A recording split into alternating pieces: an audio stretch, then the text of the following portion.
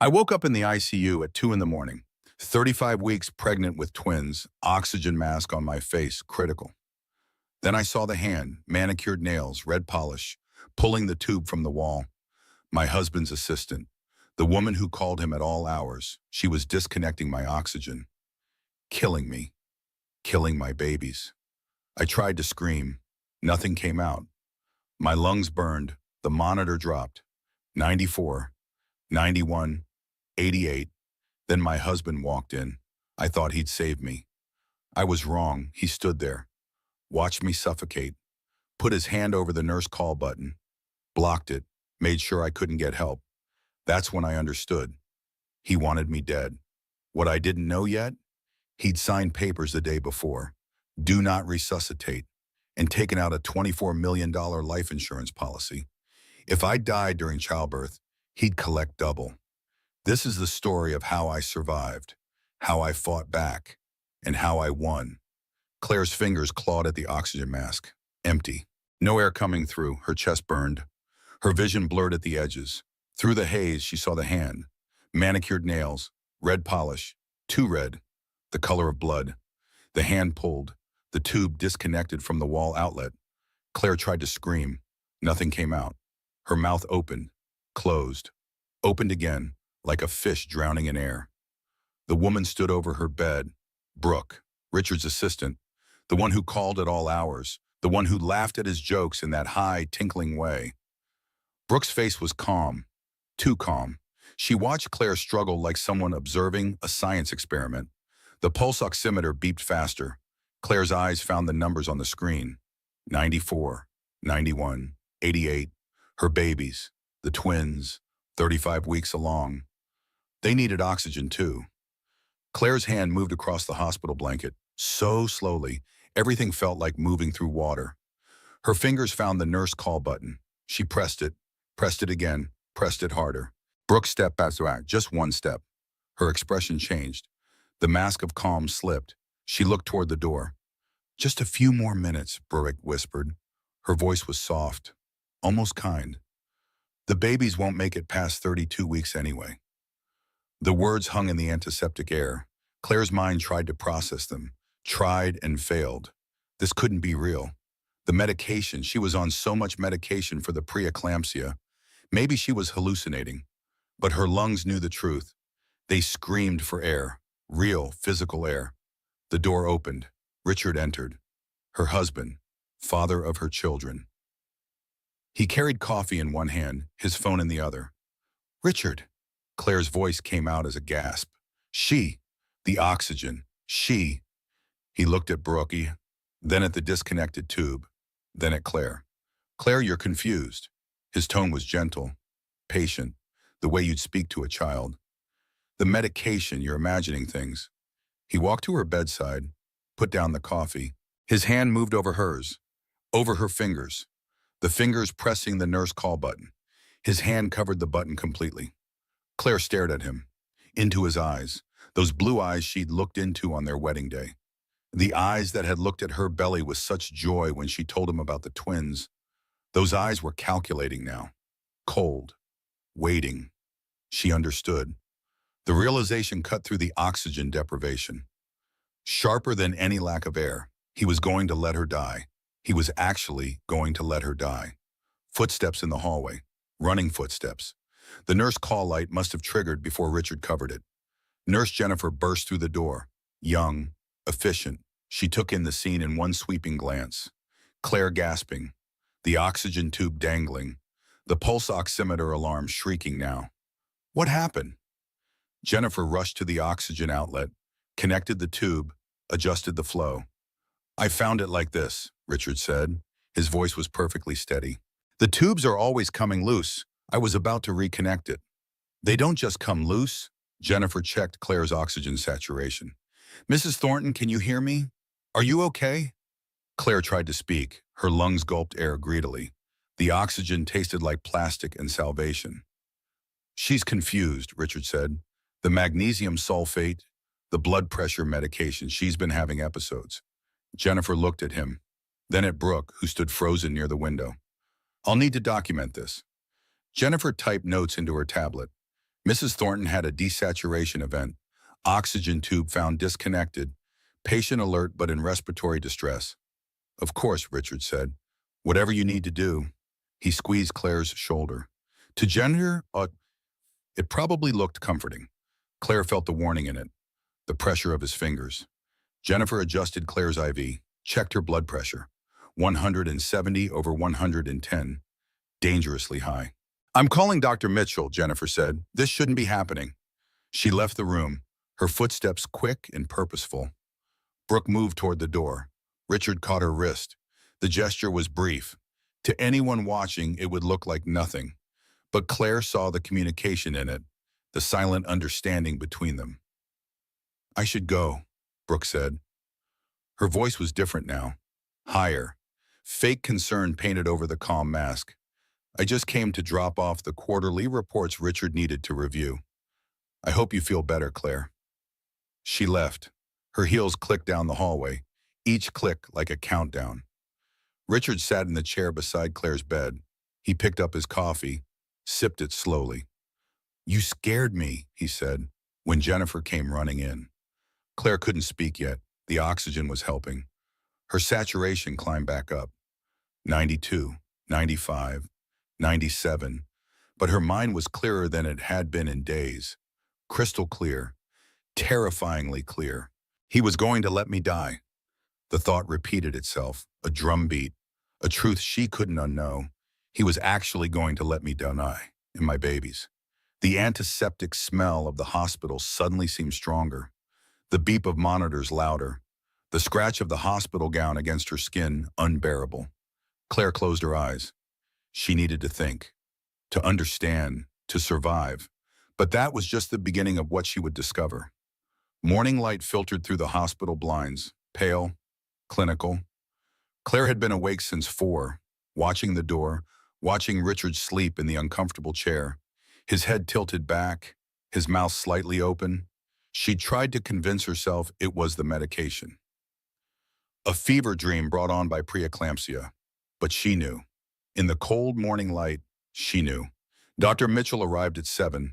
She was 51, gray hair pulled back, kind eyes behind frameless glasses.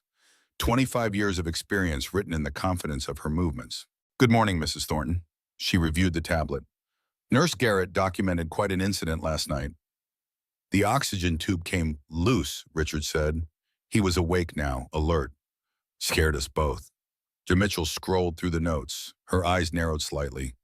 She tapped something on the screen, then tapped again. Mrs. Thornton, did you sign a do not resuscitate order? The question hung in the air. Claire's heart rate jumped. The monitor betrayed her. Beep, beep, beep, beep. No. Claire's voice was hoarse. I never signed anything like that. Dr. Mitchell turned the tablet around, showed Claire the form, official hospital letterhead, legal language, and at the bottom, a signature. Richard James Thornton, medical proxy for Claire Elizabeth Thornton. The date on the form was yesterday, the day before the oxygen incident. Richard, Claire stared at the signature. You signed this? For your safety. He stood, moved to her bedside. The pregnancy is so high risk. If something happens during delivery, I didn't want you to suffer. I was trying to protect you. By telling them not to save me? By making sure you wouldn't be kept alive on machines if there was no hope. His hand covered hers again. I love you. I was thinking about what you'd want. But we never talked about this. Claire's mind raced. We never discussed DNR orders. Ever. Dr. Mitchell took back the tablet. I need to note that the patient was not consulted on this decision. Mrs. Thornton, do you want this order to remain in place? No. The word came out hard, final. I do not want that order. I want everything done to keep me and my babies alive. Noted. Dr. Mitchell typed quickly. I'm removing the DNR from your chart. Mr. Thornton, in the future, these decisions require patient consent unless the patient is incapacitated. Mrs. Thornton is alert and oriented. She makes her own medical decisions. Richard's jaw tightened, just slightly, just enough for Claire to see. Of course, he said. I misunderstood the protocol. I apologize. Dr. Mitchell left. Her sensible shoes squeaked on the linoleum floor. Claire stared at the darkened TV screen mounted on the wall. Her reflection looked back at her. Pale, swollen from the preeclampsia, hair unwashed, she looked like a ghost. He signed it before she came into my room. The realization settled over her like ice water. He planned this. The door opened again. Nurse Jennifer. She carried a blood pressure cuff and a knowing look. "Mr. Thornton, would you mind getting some breakfast?" Jennifer's tone was professional, firm. "I need to do a full assessment. It'll take about 30 minutes. I can stay. Hospital policy, privacy during examinations." Richard left, his shoulders tight, his movements controlled. Jennifer waited until his footsteps faded. Then she pulled a chair close to Claire's bed, spoke quietly. "I documented everything last night." Her voice was barely above a whisper. "The disconnected oxygen, the timeline, your visitor being in the room, your husband's presence, the exact timing of when the alarm triggered. Why are you telling me this?" "Because something felt wrong." Jennifer met Claire's eyes. "I've been an ICU nurse for 12 years. Oxygen tubes don't disconnect themselves. And I saw the look on that woman's face when I came in. That wasn't surprise. That was annoyance at being interrupted." Claire's throat tightened. "You believe me?" "I believe the documentation. And there's security footage. The hospital keeps recordings of all ICU hallways. Not inside the rooms, but the hallways, the elevators, the nurse stations." "Richard has been talking to hospital administration," Claire said, "offering donations, asking about documentation retention policies." Jennifer's expression hardened. "He can offer all the money he wants. Patient safety documentation is non-negotiable, and I've already sent my notes to risk management. They're required to investigate any potential safety incident."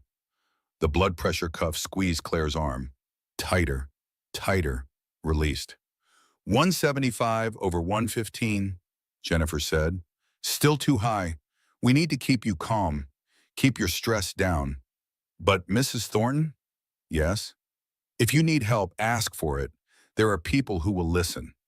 She left. The room felt larger somehow, emptier. Claire reached for her phone on the bedside table. Her hands shook. She dialed a number she knew by heart. "Claire?" Alicia Bradford's voice was alert despite the early hour.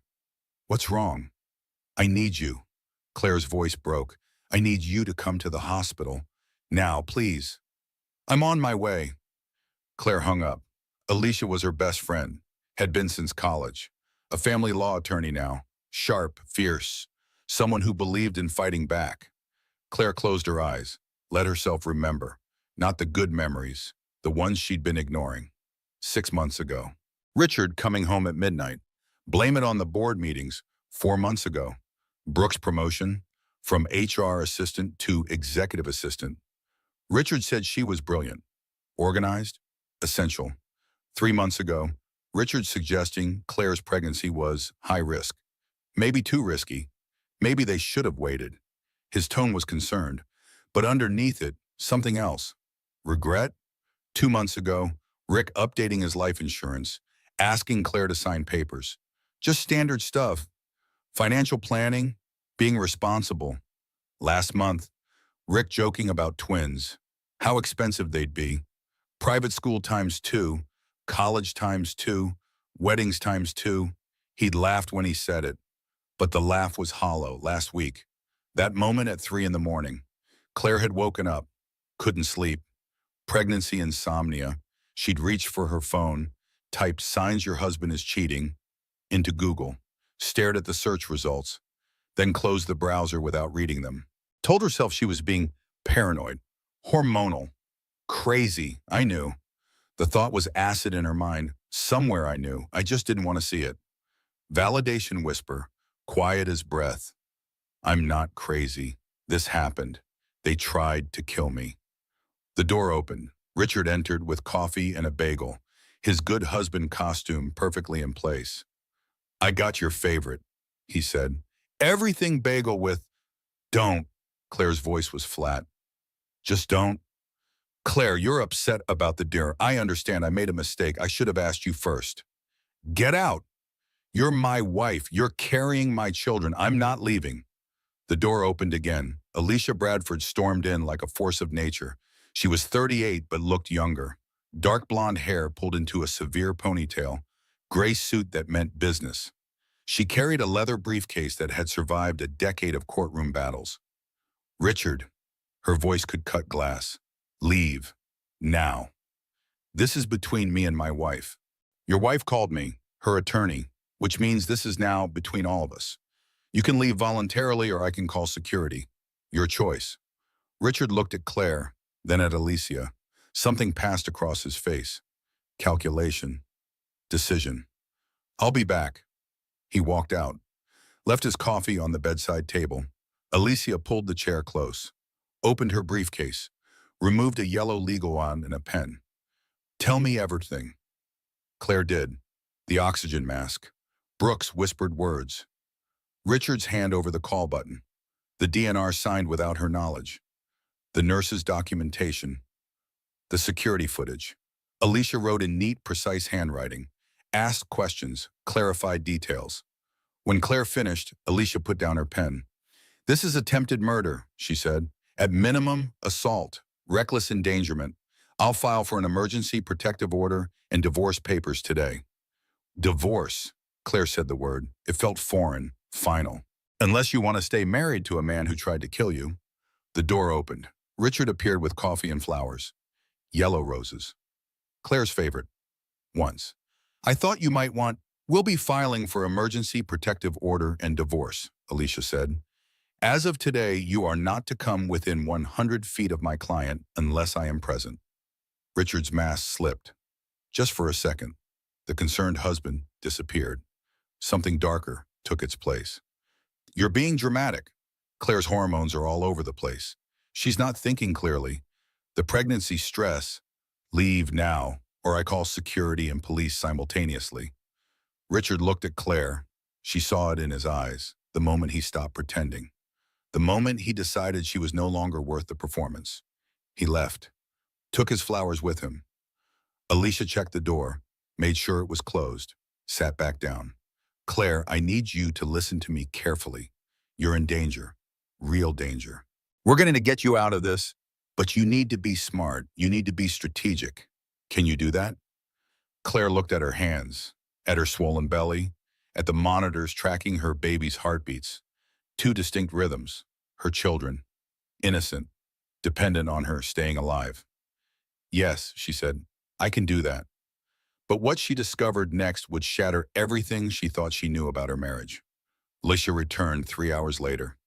She looked grim, the kind of expression that meant bad news was coming. She carried her laptop, closed the hospital room door, pulled the privacy curtain for extra measure. Claire, when did Richard take out that life insurance policy on you? 3 months ago. The memory was clear now. Richard had been so casual about it. Just smart financial planning with the twins coming, protecting the family. He said it was responsible, in case anything happened during childbirth. Alicia opened her laptop, turned it so Claire could see the screen. An insurance policy document, official, detailed, terrifying. It's for $12 million. The number didn't make sense. Claire stared at it. $12 million. Who needed $12 million of life insurance? But that's not the worst part. Alicia scrolled down. There's a double indemnity clause. If you die during childbirth or within 90 days of delivery, the payout doubles. $24 million. The room tilted. Claire gripped the bed rail. $24 million. Beneficiary? Claire already knew, but she needed to hear it. Richard James Thornton, sole beneficiary. When was it backdated? What? The policy date. When does it say the coverage started? Alicia checked. Her face went pale. 7 months ago, before the pregnancy complications started. Claire's mind raced. Insurance companies wouldn't issue a policy like that on someone already high risk. So Richard had to have started the process before. Planned ahead, covered his bases. Not just an affair, not just wanting to be free, he could profit from her death. I was an asset to liquidate. The words came out flat, empty. That's all I ever was. Alicia's expression was careful, professional, but Claire saw the fury underneath. The kind of rage only a best friend could feel on your behalf. My team has been digging since you called me this morning. Alicia pulled up more documents, spreadsheets, financial reports. Richard's company, Thortec Medical Software, it's in trouble. What kind of trouble? The bad kind. The board of directors is planning a vote of no confidence next month. They want him out as CEO. The company needs a capital infusion, at least $20 million, maybe more. But Richard is rich. He has assets. On paper, most of his wealth is tied up in Thortec stock. If he gets voted out, that stock becomes worthless. He'd lose everything, the house, the cars, the lifestyle. Alicia scrolled through more documents. And here's where it gets interesting. Brooke Davies. Her family owns Davies Capital Group, a venture capital firm specializing in tech company bailouts. The pieces fell into place, each one clicking with horrible precision. The affair started when? 6 months ago, right when the board issues began. My investigator found credit card statements, hotel rooms, jewelry purchases, expensive restaurants, all 6 months ago. Claire closed her eyes, saw it clearly now. Richard at a business dinner, meeting Brooke's family, wealthy, connected, willing to invest, but with conditions, strings attached. Brooke was the string, or maybe Brooke saw an opportunity. A desperate man with a pregnant wife, a man who needed money fast, a man who might be willing to do anything. Does he get the company if I die? You're listed as beneficiary on his estate documents. Everything goes to you if he dies. But if you die first, especially before the divorce is finalized, all marital assets become his, including my trust fund from my father, which is worth $3.2 million. Alicia typed notes. So let me add this up. $24 million in insurance, $3.2 in your trust. Full control of Thortec. And Brooke's family money to save the company. All he had to do was, get rid of me. The words hung in the sanitized air. Claire touched her belly, felt the twins moving. They were always active after lunch. Little swimmers, little fighters. Her hands had reorganized the nursery 3 times last month. Moving furniture, refolding tiny clothes, arranging stuffed animals. Richard had laughed, called it nesting, but Claire knew the truth now. Some part of her had been trying to control something, anything, because deep down, she'd felt it coming. The loss, the danger. The door opened. Claire jumped, but it was just a nurse with lunch, chicken broth, crackers, Jell-O, hospital food. The nurse checked vitals, smiled, left. We need to go to the police, Claire said. Already done. I called a detective I know. Marcus Webb. He's good, experienced. He's coming here this afternoon. Richard will fight this. He has money, lawyers, connections. So do you. Alicia leaned forward. Claire, listen to me. You are not some helpless victim. You ran a nonprofit that raised millions of dollars. You have degrees from Michigan and Northwestern. You're smart, capable, strong. Richard counted on you being too shocked to fight back. He was wrong. A knock on the door. Detective Marcus Webb entered. He was 47, African-American, calm presence, the kind of man who'd seen everything and wasn't easily shocked. Mrs. Thornton, Ms. Bradford. He showed his badge. Thank you for calling me. The hospital flagged the incident last night as a potential safety violation. I was already planning to investigate. He pulled out a notebook, asked Claire to walk him through the events. She told him everything. The oxygen mask, Brooke's whispered words, Richard's hand on the call button, the DNR signed without permission. Webb took notes, asked questions. His face remained neutral, professional, but his pen moved faster when Claire mentioned the life insurance policy. $24 million is a strong motive, he said. I'll need to review the hospital security footage, interview the nurse who responded, interview Ms. Davies and Mr. Thornton. This will take some time. How much time, sir? Claire asked. A few days, maybe a week. I need to build a solid case before I can recommend charges. And if Richard tries something else while you're investigating? Ms. Bradford mentioned filing for a protective order. I recommend you do that today. I'll also notify hospital security to monitor your room. No visitors without your explicit permission." He left, promised to return with updates. Alicia gathered her things. "I need to go file the emergency motions. Protective order, divorce papers, emergency custody provisions, medical proxy revocation, all of it. But first, I'm getting hospital security up here. You don't see anyone without me or a security guard present. Understood?" "Understood." Alicia paused at the door. "Claire, you're going to survive this. You and those babies, I promise you that." She left. The room felt too quiet, too empty. Claire's mother arrived 20 minutes later. Joanna Marshall, 58, retired high school teacher from Ohio. She still dressed like a teacher, practical shoes, cardigan, reading glasses on a chain. She took one look at Claire and burst into tears. "Mom," Claire held out her arms. "Don't cry. Please don't cry."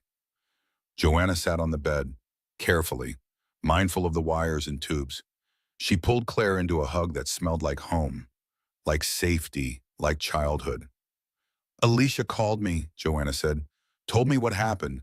I drove straight here. 4 hours, didn't sit up once. You didn't have to come. My baby is in danger, of course I came." Joanna pulled back, studied Claire's face. "How are you really?" "Terrified, angry, confused." "Good. Those are all appropriate feelings." Joanna reached for her purse, pulled out Claire's phone. "You left this at the house last week. I have photos on it.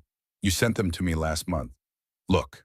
She opened the photo app, scrolled to a folder labeled Nursery. The finished nursery. Claire had painted the walls herself. Pale yellow, gender neutral, 2 cribs, white with matching bedding, a rocking chair in the corner, bookshelves already filled with children's books, a mobile with moons and stars.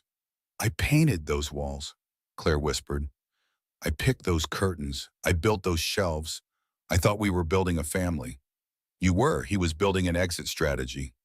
The dam broke. Claire sobbed. Great heaving blows that made the monitors alarm. Joanna held her, rocked her, made soft shushing sounds.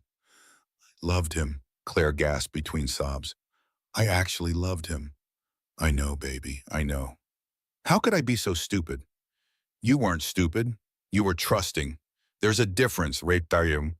The rough hospital blanket scratched against Claire's skin. Her mother's perfume was familiar. Lavender and something floral. The scent of every childhood comfort. Outside the window, a bird sang, life continuing, indifferent to human suffering. The door opened. Joanna tensed, ready to fight. But it was just Nurse Jennifer with medication. "Blood pressure meds," Jennifer said, "and a mild sedative to help you rest." "I don't want to rest. I need to stay alert." "Your babies need you to rest. Your blood pressure is still dangerously high, 170 over 120. You're at risk for seizures. Please, Mrs. Thornton, take the medication." Claire swallowed the pills, chased them with water, already felt the exhaustion pulling at her. The emotional toll of the morning, the weight of betrayal. "Mom, can you stay?" "I'm not going anywhere." Joanna settled into the chair, pulled out her knitting. "You rest. I'll keep watch." Claire closed her eyes, let herself drift. But just before sleep took her, one thought crystallized.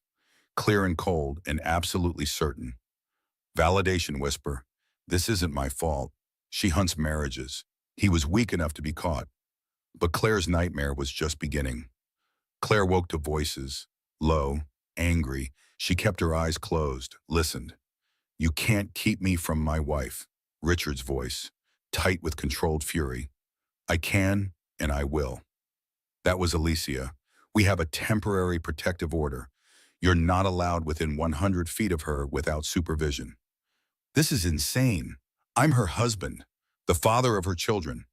You're the subject of a criminal investigation. You signed DNR papers without her consent. You were present during a suspicious medical incident. You have a massive financial motive to see her dead. So no, you don't get unfettered access." "I'll fight this." "Good. Fight it in court, not in a hospital room." Footsteps. The door closing. Hard. Claire opened her eyes. Alicia stood by the window, looking out at the parking lot. Her shoulders were tight, battle ready. "He's gone," Alicia said without turning around. Security escorted him out. "He's been banned from the ICU floor. He'll find a way back. Let him try. I've got cameras on order. We're turning this room into Fort Knox." Alicia turned, held up her laptop. "But first you need to see something. Detective Webb sent me the security footage." She pulled a chair close to Claire's bed, opened the laptop, queued up a video file. "This is from 2 nights ago, the night of the incident." The footage was black and white, grainy, timestamp in the corner, 1:47 in the morning. The camera showed the ICU hallway, elevator doors, nurse station. The hallway leading to patient rooms. At 1:47, the elevator doors opened. Brooke Davies stepped out. She wore jeans, a fitted jacket. Her hair was down. She looked around, left, right, behind her. The movement of someone who didn't want to be seen. She walked down the hallway, turned right, disappeared from view. Camera 2 picked her up. Approaching Claire's room, she paused at the door, looked back over her shoulder, then entered. 1:52. The alarm triggered at the nurse station. The panel lit up. Room 314. Claire's room, 1:53. Brooke exited the room. Quickly. Her face was tight, annoyed. 1:54. Richard appeared. Not from the elevator, from the stairwell at the opposite end of the hallway. He walked toward Claire's room, casual, unhurried, like he belonged there. "He was already in the building," Claire said. "He came up the stairs to avoid the elevator camera." Exactly, they coordinated this. 1:55. Richard entered Claire's room. 1:58. Nurse Jennifer ran down the hallway, entered the room. 2:01. Jennifer left the room, went to the nurse station, typed on the computer. Documentation. 2:03. Richard left the room. Brooke was gone by then. He took the elevator down.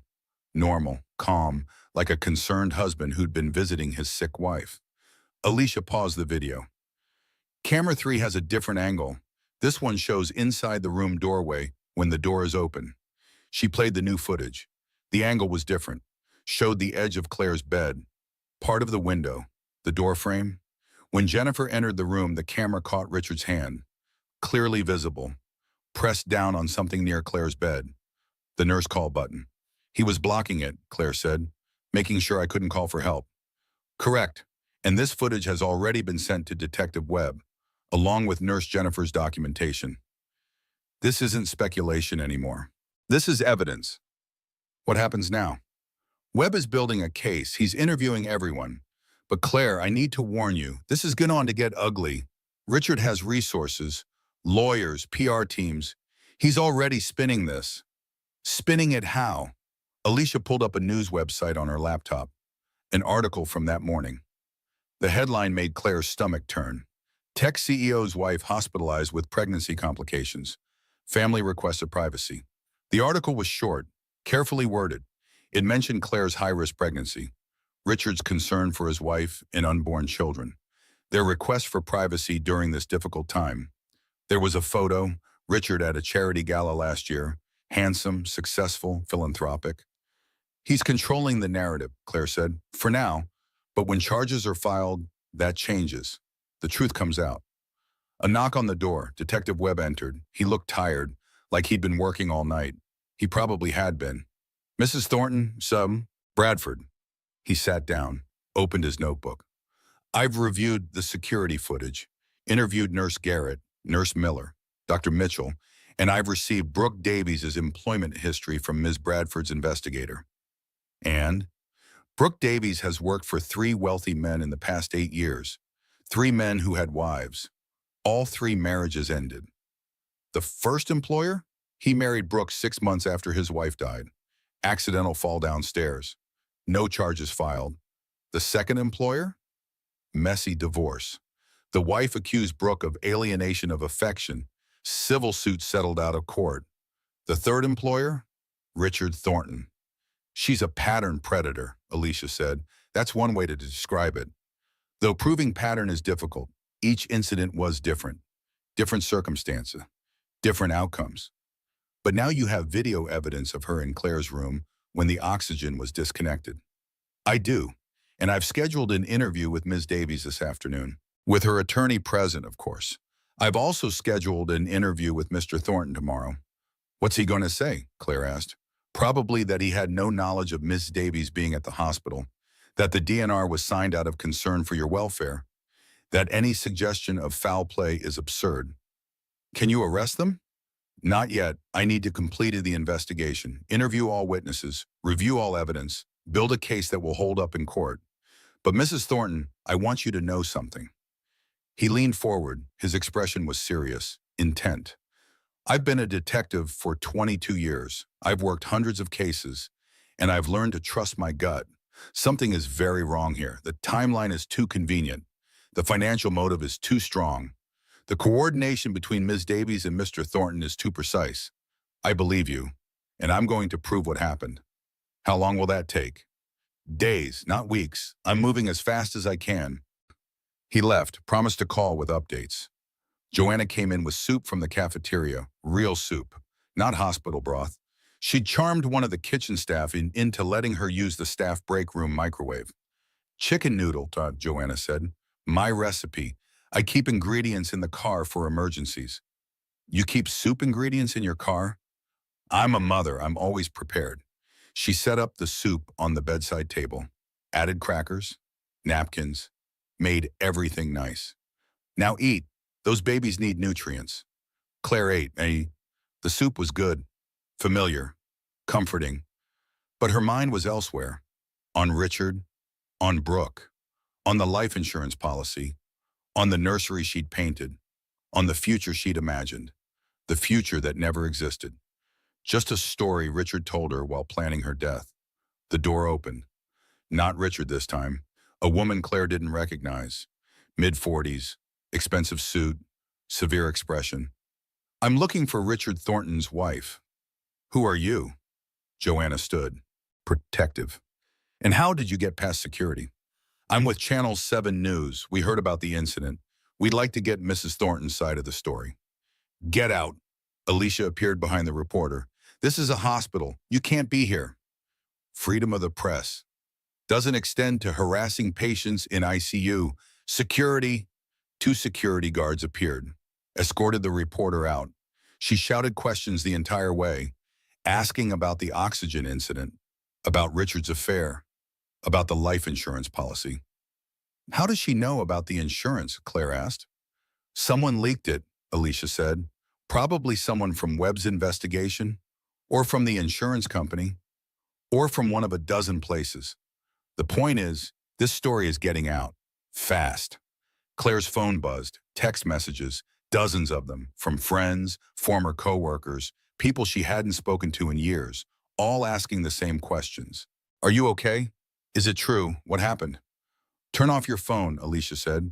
Don't talk to anyone. Don't respond to anything. Let me handle the media. But if the story's already out, then we control how it's told. I'm scheduling a press conference for tomorrow. We get ahead of this. We tell the truth before Richard can bury it in lies. I can't do a press conference. I'm in the hospital. I'm supposed to be on bed rest. I'll do it, with Webb's permission. We present the facts, the security footage, the DNR, the life insurance, the pattern of Brooke's employment, all of it. Claire looked at her mother, at Alicia, at the monitors tracking her baby's heartbeats. 2 little hearts, fighting to stay alive, depending on her to keep fighting too. Do it, Claire said. Tell them everything. Her phone buzzed again. This time not a text, a news alert. She opened it, saw the headline, felt her blood turn to ice. Wife of tech billionaire claims attempted murder. PR team responds. The article quoted Richard's spokesperson, expressing deep concern for Claire's mental health, noting the difficulties of high-risk pregnancy, suggesting that stress and medication might be affecting her judgment. They were painting her as unstable, paranoid, crazy, rich, successful man, hormonal, unstable wife, the oldest story in the book. He's already writing the story where I'm the villain, Claire said. Alicia read the article, her jaw set. Then we rewrite it, starting tomorrow. But first, Claire needed to know one more thing. Alicia, the babies, are they okay? The oxygen deprivation. Did it hurt them? Joanna took Claire's hand. Dr. Mitchell said they're showing signs of distress. Their heart rates are elevated. They're not moving as much as they should be. We need to deliver them now. Claire, you're only 35 weeks. They're viable, but high risk. Dr. Mitchell wants to wait. Give them more time to develop. What if we don't have more time? What if Richard tries again? The question hung in the air, unanswerable, terrifying. Claire touched her belly, felt the twins inside her babies, her responsibility, her whole world. How do I keep them safe when I can't even keep myself safe? Mirror moment. The way she touched her belly, counting movements, the silent communication between mother and children. Validation whisper. My babies deserve better than a murderer for a father. Joanna kissed Claire's forehead. You're already keeping them safe. You're fighting. You're exposing the truth. You're surviving. That's what mothers do. Outside the window, the sun was setting, orange and red, beautiful and indifferent. The day was ending. Tomorrow would bring more battles, more revelations, more pain. But Claire had been playing defense. That was about to change. Claire didn't sleep. How could she? Every sound in the hallway made her heart race. Every footstep could be Richard. Every shadow could be Brooke. At 4 in the morning, Dr. Mitchell came in. Her face was serious. She carried an ultrasound machine. I need to check the babies, she said. The night nurse reported decreased fetal movement. Claire lifted her gown.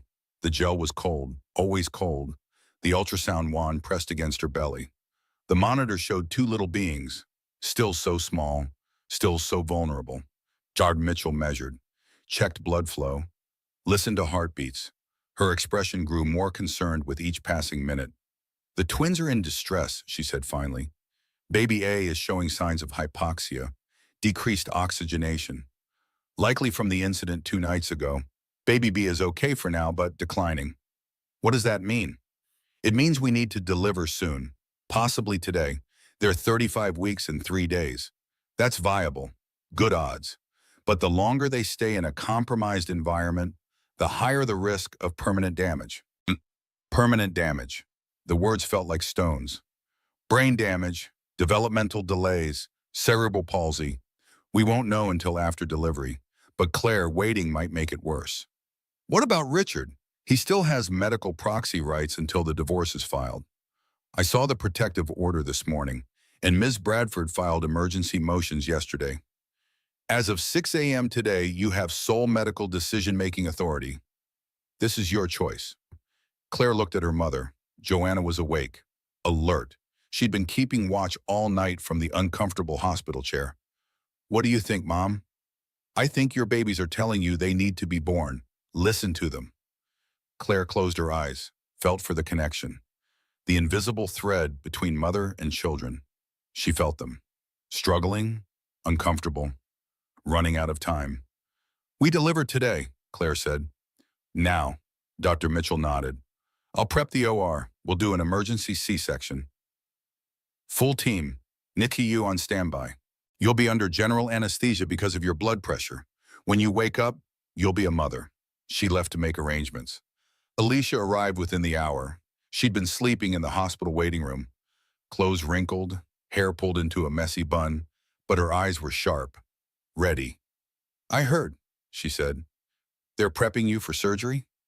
Yes, and Alicia, I need you to do something. File the emergency motions right now before the surgery. Make them official. Make it so Richard can't make any decisions about me or the babies. Already done. I filed electronically at midnight. The judge signed off at 7 this morning. Richard no longer has any legal authority over your medical care or the twins' care. He's been barred from the ICU, from the delivery room, from the NICU, from anywhere near you. What if something happens during surgery? What if I don't? Stop. Alicia gripped Claire's hand, hard. You're going to survive this. You and those babies. Do you hear me? You're going to survive. Joanna suited up in surgical scrubs, blue paper gown, hairnet, mask. She looked ridiculous and beautiful at the same time. I'm coming with you, she said. Someone who loves you should be there when your children are born. They wheeled Claire down the hallway, past other patients, past nurses, past the life she'd known before. Everything felt surreal, distant, like watching a movie of someone else's life. The operating room was bright, too bright, all steel and lights and serious faces. Dr. Mitchell was there, the anesthesiologist, nurses, a pediatric team from the NICU, so many people to catch two tiny babies. Count backward from 10, the anesthesiologist said.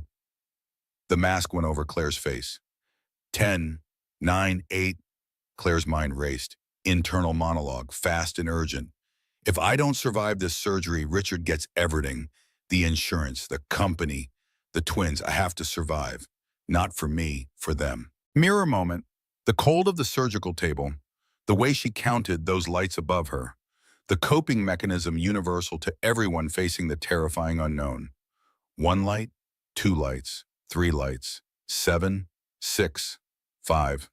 The world went black. When consciousness returned, it came in pieces.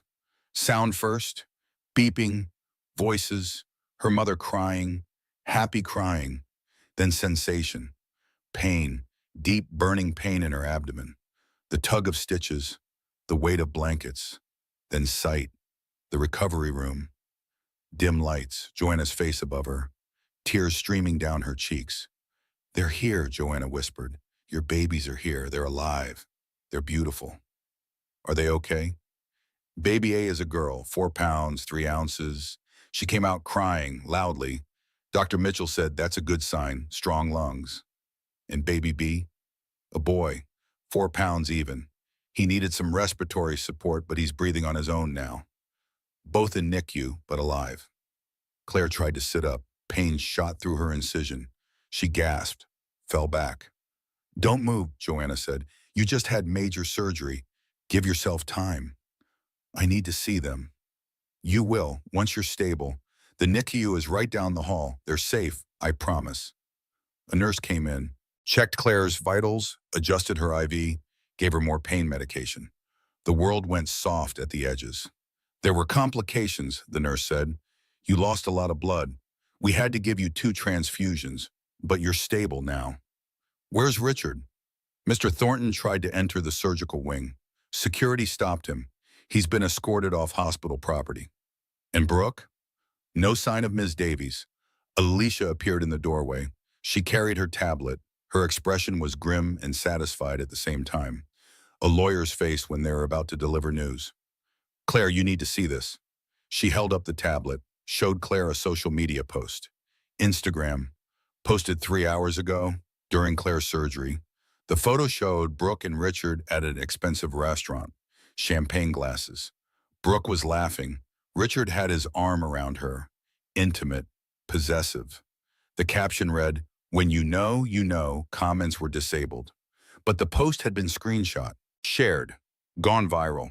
Someone had identified Brooke, connected her to Thor Tech, connected Richard to the hospital incident. Twitter was on fire. Hashtag Justice for Claire trending. People were calling Richard out, calling Brooke out. The court of public opinion had rendered its verdict. They posted this during your surgery, Alicia said, while you were fighting for your life, while your babies were being born. They were at a restaurant, celebrating. Claire stared at the photo, at Richard's smile, at Brooke's satisfaction. They looked happy, unburdened, like people who'd gotten away with something. But the comments under the screenshots told a different story. Thousands of people expressing outrage, disgust, calling for investigations, calling for arrests. Good, Claire said. Her voice was hoarse from the breathing tube. Let them see exactly who he is. A different kind of pain settled into her chest. Not physical, emotional. The death of innocence.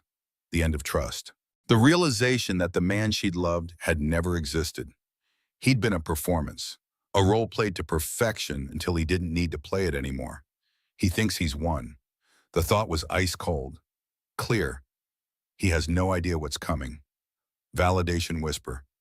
My babies deserve better than a murderer for a father. Can I see them now? Claire asked. My babies? Not yet. You need a few more hours of recovery, but I have photos. Joanna pulled out her phone, showed Claire pictures of 2 tiny infants, red-faced, wrinkled, wired to monitors, beautiful beyond words. The girl has your nose, Joanna said. The boy has your father's chin. Names? You have to name them, honey. What do you want to call your children? Claire looked at the photos, at her daughter's fierce little face, at her son's serious expression. Sophia, she said, for Richard's mother, because she deserves to have something good associated with that family. And the boy? James, after Dad. He would have loved being a grandfather. James Patrick Thornton and Sophia Grace Thornton, Joanna said. Perfect. Not Thornton. Claire's voice was firm despite the pain, despite the exhaustion. Marshall, James Patrick Marshall, Sophia Grace Marshall. They don't need his name. They have mine. Alicia typed notes. I'll add that to the divorce petition. Full name change for both children. Can he fight it? He can try, but given the circumstance, the attempted murder charges, the infidelity, the fraud, no judge is going to force you to give his name to children he tried to kill before they were born. The pain medication pulled at Claire, made everything soft and distant. She fought it, wanted to stay awake, wanted to see her children. But her body had other ideas. Exhaustion won. She drifted into sleep. She woke to the sound of her phone buzzing. Messages, hundreds of them. Alicia had her tablet open, showing Claire news articles. The story had exploded. Tech CEO accused of attempted murder. Wife delivers twins during investigation. Security footage shows mistress in ICU room. Oxygen disconnected $24 million life insurance policy. Billionaire's deadly scheme. The articles included everything. The security footage screenshots. Nurse Jennifer's testimony. Dr. Mitchell's statement. The life insurance policy. Brooks' employment history. The celebratory restaurant photo. Public opinion had turned completely. Richard's company board called an emergency meeting. Stock prices were plummeting. Investors were pulling out. His reputation was destroyed. His empire was crumbling. And somewhere in the hospital, two tiny infants slept, unaware that their existence had sparked a war, unaware that their mother had nearly died to protect them, unaware that they were the reason everything changed. But Claire knew. She felt it in the ache of her incision, in the emptiness of her arms waiting to hold them, in the fierce protective love that made every pain worth it. While Claire recovered, an unexpected ally was forming a plan. Claire was moved to a regular hospital room the next morning, out of recovery, still on heavy pain medication, but stable, alive, a survivor. She'd been allowed into the NICU for 15 minutes, just to see them, not to hold them yet, but to see. Sophia Grace Marshall lay in an incubator, wires everywhere, feeding tube, oxygen monitor. But her eyes were open, alert, fighting. Like her mother, James Patrick Marshall was in the next incubator, quieter, more content, sleeping peacefully despite the needles and tubes, like his grandfather. Patient, steady. Claire had stood between them, placed her hands through the incubator openings, felt their tiny fingers wrap around hers. The grip was weak but determined. A promise, we're here. We made it. Now back in her room, Claire felt the loss of their presence. Her arms ached to hold them. Her body knew they were missing. Every instinct screamed to go back to the NICU, to stay beside them, to never let them out of her sight. But her incision pulled when she moved. The pain was intense. Reminders of major surgery, of emergency delivery, of a body pushed to its absolute limit. Joanna was knitting in the corner. Some project for the babies. Blankets or hats or something Claire couldn't quite focus on through the medication haze. A knock at the door. Claire tensed. Every knock was potential danger now. Every visitor was suspect. It's okay, Joanna said. I checked. It's Richard's mother. The door opened. Grace Thornton entered. She was 72 but looked younger. Money could do that. Good skin care, personal trainers, expensive clothing. She wore a gray suit, pearls. Her white hair was perfectly styled. Claire had met Grace maybe a dozen times in 5 years of marriage. Grace lived in Boston, old money, old family. She'd always been polite but distant, disapproving of Richard marrying someone without a pedigree, someone middle class. Mrs. Thornton, Claire tried to sit up straighter. Failed. The pain was too much. Don't move. Grace's voice was firm, commanding. She pulled a chair close to the bed, sat with perfect posture. looked Claire directly in the eyes. I need to speak with you, alone. Joanna stood, protective. I don't think it's okay, Mom. Claire didn't know why she said it. Instinct, maybe. Curiosity. Give us a few minutes. Joanna left reluctantly, took her knitting to the waiting room. Grace sat in silence for a long moment, her hands folded in her lap. Then she looked up, met Claire's eyes, and what Claire saw there shocked her. Grief, rage, determination. I raised a monster, Grace said. Her voice was quiet but firm. I'm here to help you destroy him. Mount Claire blinked. The medication made everything slightly unreal. Maybe she was hallucinating. What? Richard's father was the same, affair after affair, financial manipulation, emotional abuse. When I finally divorced him, he bankrupted me intentionally, dragged me through court for 3 years, took everything I'd helped build. I barely survived it. I didn't know.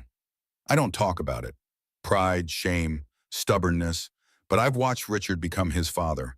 I've watched him make the same choices, hurt the same people. And I did nothing. I told myself it wasn't my place to interfere, that he was an adult making his own decisions. I was wrong. Grace reached into her purse, pulled out a thick folder, placed it on Claire's bedside table. This is 20 years of documentation. Offshore accounts I've tracked, business deals I know are questionable, affairs I've known about but didn't report, patterns of behavior that show calculated manipulation. I've been keeping records. Just in case. Today is in case. Why are you doing this? Because I won't let Richard do to you what his father did to me. Because those babies upstairs are my grandchildren and they deserve better. Because I'm 72 years old. What can he do to me? Sue me? I have more money than he does. Threaten me? I have connections he's only starting to understand. I'm done being complicit. Mirror moment. Grace twisted her wedding ring while talking, a habit she'd never broken. 40 years divorced, and she still wore it. A reminder of her own survival. Grace, he tried to kill me. He signed paperwork to let me die. His mistress disconnected my oxygen. My babies almost died because of him. I know, I saw the security footage. The police showed it to me yesterday. They interviewed me, asked about Richard's childhood, his relationship with his father, his patterns. I told them everything. You're testifying against your own son?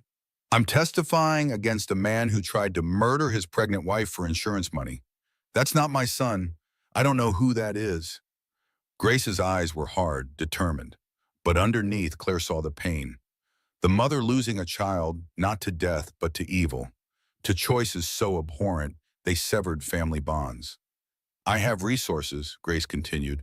Old money connections. A legal team that's been with my family for 60 years. Investigators who work quietly and efficiently. I'm putting all of it at your disposal. What do you want in return? Honesty. Don't pretend Richard is someone he's not to protect my feelings. He's guilty. We both know it. I want the truth exposed. I want justice served. And I want visitation rights with my grandchildren when this is over. I know I don't deserve it, but I'm asking anyway. Claire studied Grace's face. Looked for deception, for manipulation, found none. Just exhaustion, just resignation. Just a woman who'd lived through her own nightmare and recognized it happening again. Validation whispers spoken aloud. You're stopping him now. That's what matters. Grace nodded. Thank you. They sat in silence. 2 women, 2 generations, both betrayed by Thornton men, both survivors, both fighters. I should have stopped him years ago, and Grace said quietly. I saw the signs, the way he treated girlfriends in college, the way he talked about women as assets, as stepping stones. I told myself he'd grow out of it, that he was just young and stupid. I was a coward. You're here now. Too late to prevent this, but maybe not too late to fix it. The door opened. Joanna entered carefully. Claire needs to rest. Her blood pressure is rising. Grace stood, smoothed her skirt, and collected her perfect composure. But she paused at the door.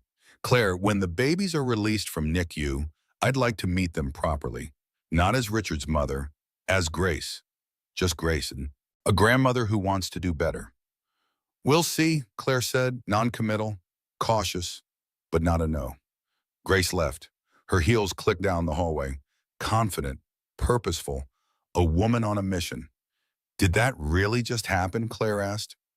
I think Grace Thornton just declared war on her own son, Joanna said. And honestly, I'm here for it. 2 hours later, Claire was finally allowed back into the NICU, this time for longer, this time to hold them. The nurse helped her into a rocking chair. Careful of the IV, mindful of the incision, she placed Sophia in Claire's arms first. 4 pounds, 3 ounces felt like nothing and everything at once. So light, so fragile, but also so present, so real, so completely and utterly alive. Sophia's eyes opened, unfocused, new. She looked up at her mother's face with that ancient wisdom newborns seem to carry, like they know secrets they'll forget by tomorrow. Claire's tears came then, silent, overwhelming. Relief and joy and grief and fear all tangled together. Hi, baby girl, she whispered. I'm your mama. I'm sorry I couldn't hold you sooner. I'm sorry for everything. But you're safe now. You're here. You're alive. Sophia's tiny hand curled around Claire's finger. The grip was surprisingly strong. A declaration. I'm a fighter, like you. The nurse brought James next, took Sophia back to her incubator, placed James in Claire's arms. He was smaller, quieter, but his heartbeat was steady against her chest, his breathing even. He fit perfectly in the curve of her arms, like he'd always belonged there. Hi, James, Claire said. You're named after your grandfather. He was a good man, patient, kind, strong in quiet ways. I hope you're like him. Breathing room moment. The NICU faded. The monitors became white noise. The other parents and nurses blurred to background. This moment was just Claire and her son. Mother and child, everything else could wait. The warmth inside the incubator when she'd touched them earlier. The beeping monitors keeping rhythm.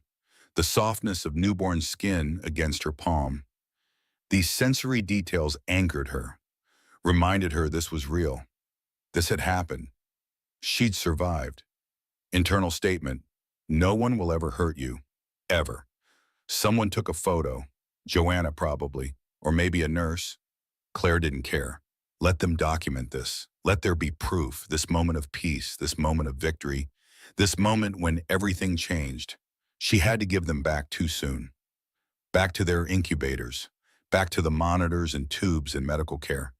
But she'd held them, smelled them, felt their weight. They were real now, not just abstract concepts, not just 2 heartbeats on a monitor. Her children, her reason for everything. Back in her room, Detective Webb was waiting.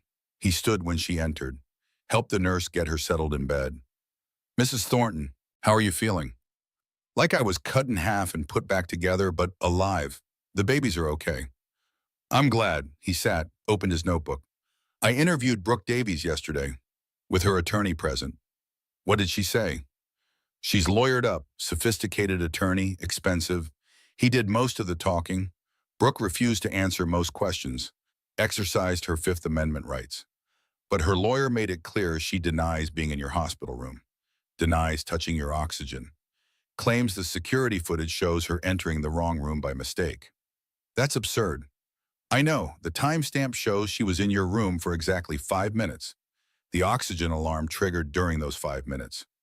She exited immediately after. It's not a coincidence. What about Richard? I'm interviewing him tomorrow morning. His attorneys have been difficult, requesting delays, demanding to see evidence first, threatening lawsuits if we proceed without probable cause. Standard tactics for wealthy defendants. But you have probable cause, the footage, the DNR, the insurance policy, the financial motive. I do, which is why I'm notifying you now. We're moving forward with charges, attempted murder, conspiracy, insurance fraud, possibly more depending on what the DA's office wants to add. When? Within the week. We're building the strongest possible case, making sure everything is airtight. But Claire, I need you to understand something. This is going to get worse before it gets better. Richard will fight. He has resources. This will be a long legal battle. I don't care how long it takes. I want him prosecuted. Good. Webb closed his notebook. Because you're going to have to be strong. Testify, relive the trauma, face cross-examination from defense attorneys who will try to make you look unstable. Can you do that? Claire looked at the NICU monitor set up in her room, split screen showing both incubators, Sophia sleeping, James awake and alert. For them, I can do anything. Webb nodded. I believe you. He left. Claire was alone with her thoughts, with her pain, with her fear, but also with something new, something that hadn't been there before the surgery. Hope. Richard had tried to erase her, delete her from existence, cash in on her death. But she was still here, breathing, fighting, and she had allies now. Alicia, Detective Webb, Nurse Jennifer, even Grace. An army of people who believed her, who saw the truth. Validation whisper, the world is seeing what I saw. I'm not alone anymore. But Richard had one more card to play. Claire was discharged from the hospital 3 days after giving birth, against medical advice. Too soon. But she couldn't stay on any longer. The babies had to remain in NICU for at least another week, maybe 2. And Claire needed to be strategic, mobile, ready. Alicia rented an apartment near the hospital. 1 bedroom, furnished, month-to-month lease. Close enough for Claire to visit the NICU every few hours, far enough from her old life that Richard wouldn't know where to find her. Joanna stayed, set up a temporary home base, cooked meals Claire could barely eat, managed medication schedules, drove Claire to the hospital and back, became the scaffolding holding everything together. The legal papers arrived on day 4. A process server came to the apartment, handed Claire a thick envelope. Court documents, official seals, her new reality. Petition for emergency custody and parental rights. Richard was suing for full custody of Sophia and James, sole legal and physical custody. Claire was listed as an unfit parent.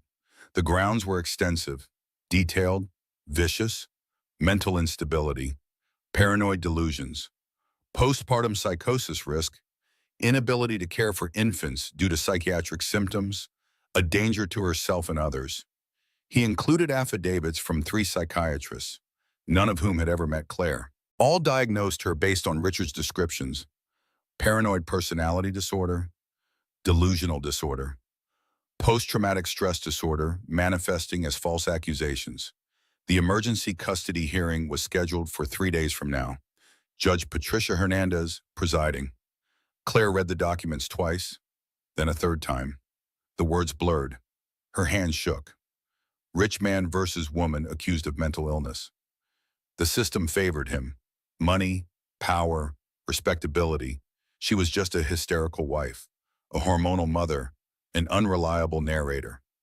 They can't actually believe this, Claire said. Can they? I have evidence. Security footage, nurse testimony, insurance documents. They don't care about evidence yet, Alicia said. She'd arrived within an hour of the papers being served. This is a tactical maneuver. Richard knows criminal charges are coming, so he's striking first. If he gets custody now, before the criminal trial, he can claim the accusations are just part of a custody dispute. Make it look like you're lying to gain advantage in divorce proceedings. But that's insane. The security footage will be challenged. His lawyers will claim you misinterpreted what you saw, that Brooke was just checking on you, that the oxygen disconnected accidentally, that Richard was trying to help, not hurt. They'll spin everything. And the psychiatrists? How can they diagnose me without ever meeting me? They can't, not ethically, but Richard found psychiatrists willing to testify based on his descriptions. It happens more than you'd think in high-stakes custody cases. We'll challenge their credentials, question their ethics. But Claire, we need to be prepared. Panic set in, physical, visceral. Claire's heart raced, her breath came short. The room tilted. Joanna grabbed her shoulders. Breathe, look at me, breathe. Claire forced air into her lungs, counted 1, 2, 3. The panic receded slightly, manageable, but still there, lurking. He's going to take them, Claire whispered. He tried to kill us and failed. So now he's going to take them from me legally. No, Alicia's voice was steel. He's not. We fight. We show the court who he really is. We present evidence. We bring witnesses. We win. How? You said the system favors him.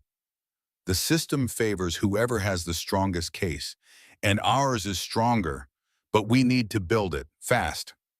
Alicia spread documents across the apartment's small dining table, created a war room, laptop, legal pads, highlighters, sticky notes, the tools of courtroom battle. Here's what we have.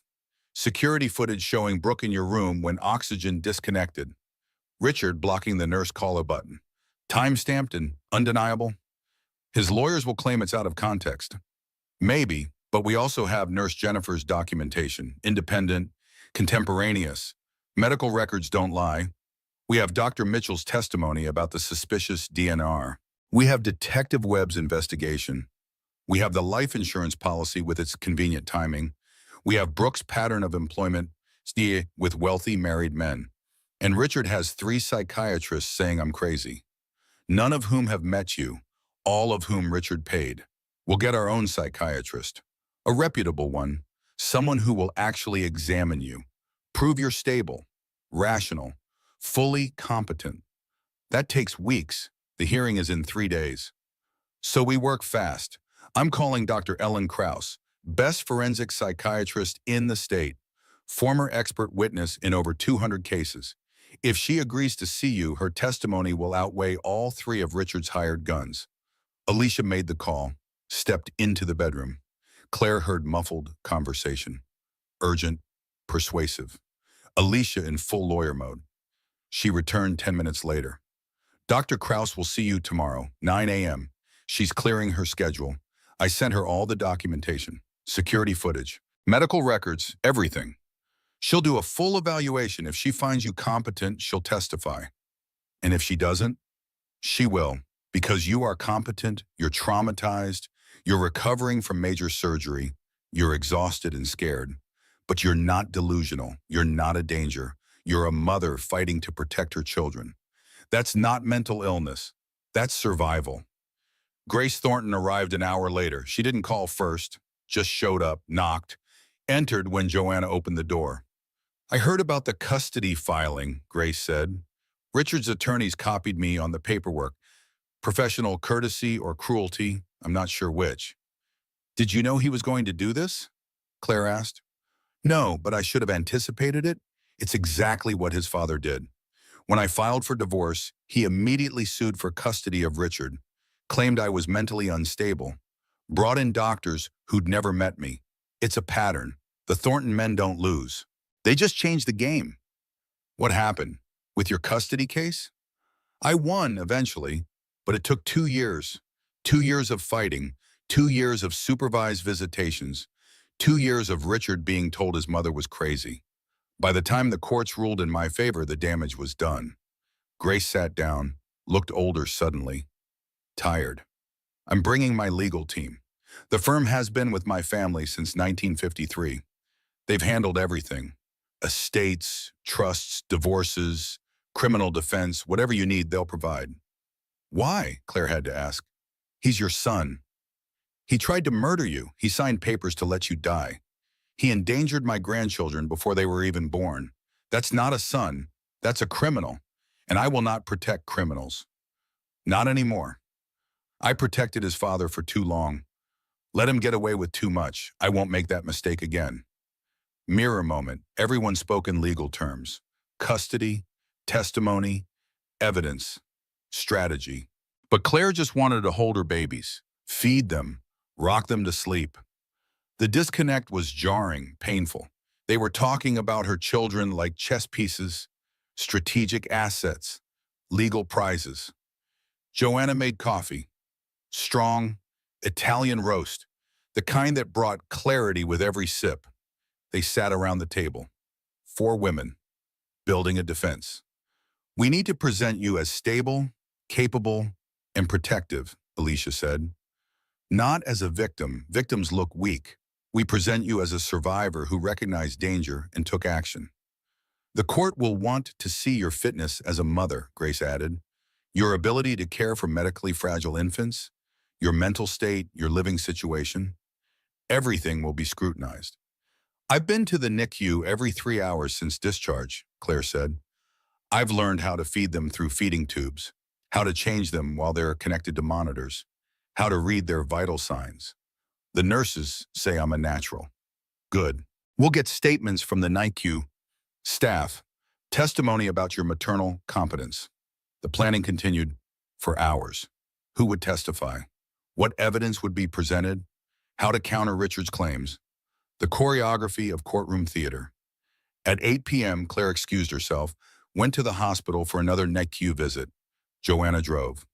Neither spoke. The silence was comfortable, necessary. Sophia was awake when Claire arrived. Her eyes tracked movement now, following sounds, growing stronger every day. She weighed 4 pounds, 9 ounces, gaining weight, thriving despite everything. James slept peacefully, 5 pounds even, bigger than his sister, calmer, content. His monitors showed perfect numbers. Oxygen saturation 98%. Heart rate steady. Claire sat between their incubators, placed one hand in each opening, let their tiny fingers wrap around hers. This was meditation. This was prayer. This was everything that mattered. A nurse approached, young, maybe mid-20s. She'd been on duty the night of the oxygen incident. Ms. Marshall, can I talk to you for a minute? Of course. I heard about the custody hearing. Jennifer told us. The NICU staff. We want you to know we're all willing to testify. We've seen you with your babies. We've seen how much you love them, how hard you're working to learn their care. You're not crazy. You're one of the best mothers we've had in this unit. Thank you, Claire's voice broke. That means everything. Also, the nurse lowered her voice.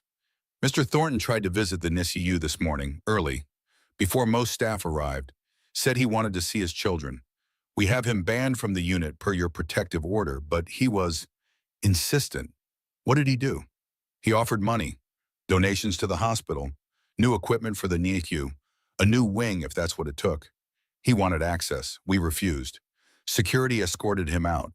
But he's not giving up. He wants those babies.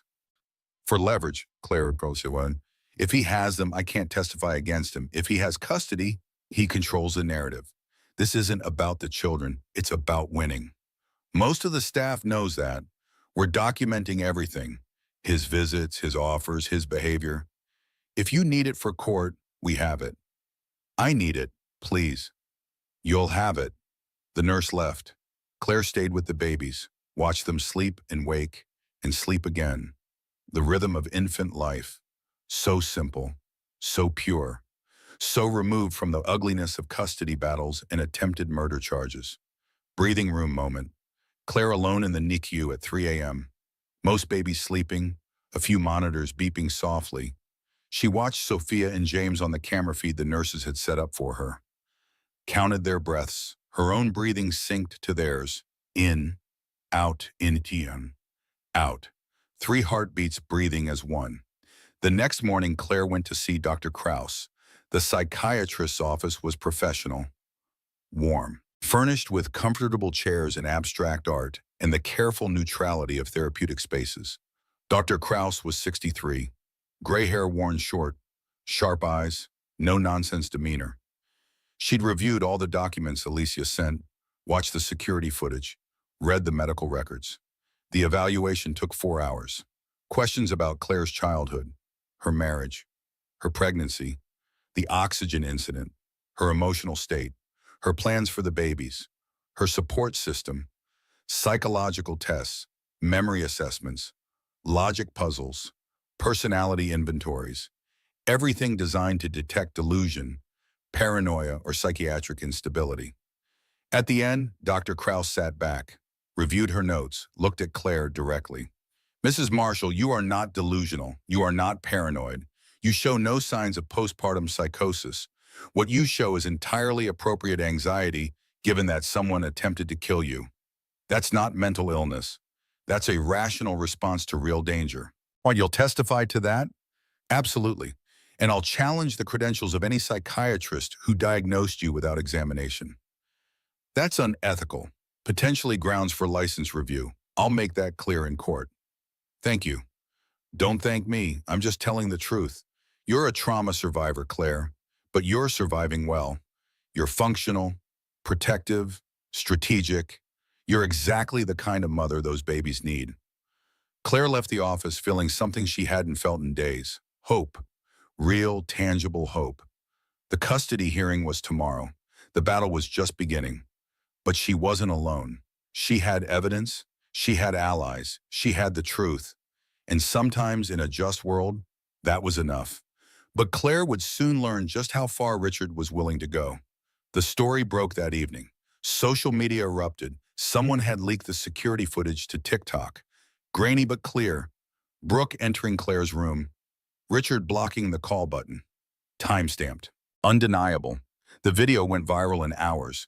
Millions of views. Thousands of comments. Hashtags trending. Hashtag justice for Claire. Hash billionaire killer. At ICU attack. Richard's company board called another emergency meeting. More investors pulled out. Stock dropped 20% in a single day. The tech community was distancing itself. Conference rescinding invitations. Partnerships dissolving. Richard's empire was crumbling.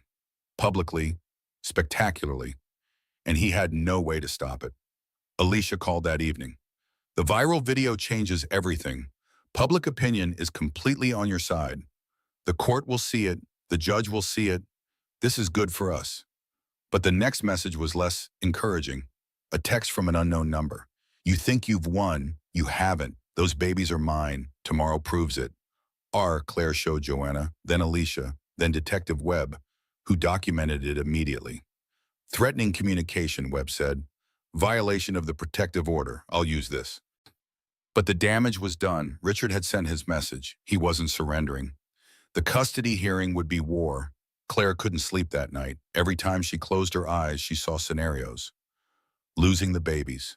Richard taking them. Never seeing them again. The nightmares were vivid, visceral, terrible. At 4 a.m., she gave up on sleep. Went to the hospital. The NICU staff let her in.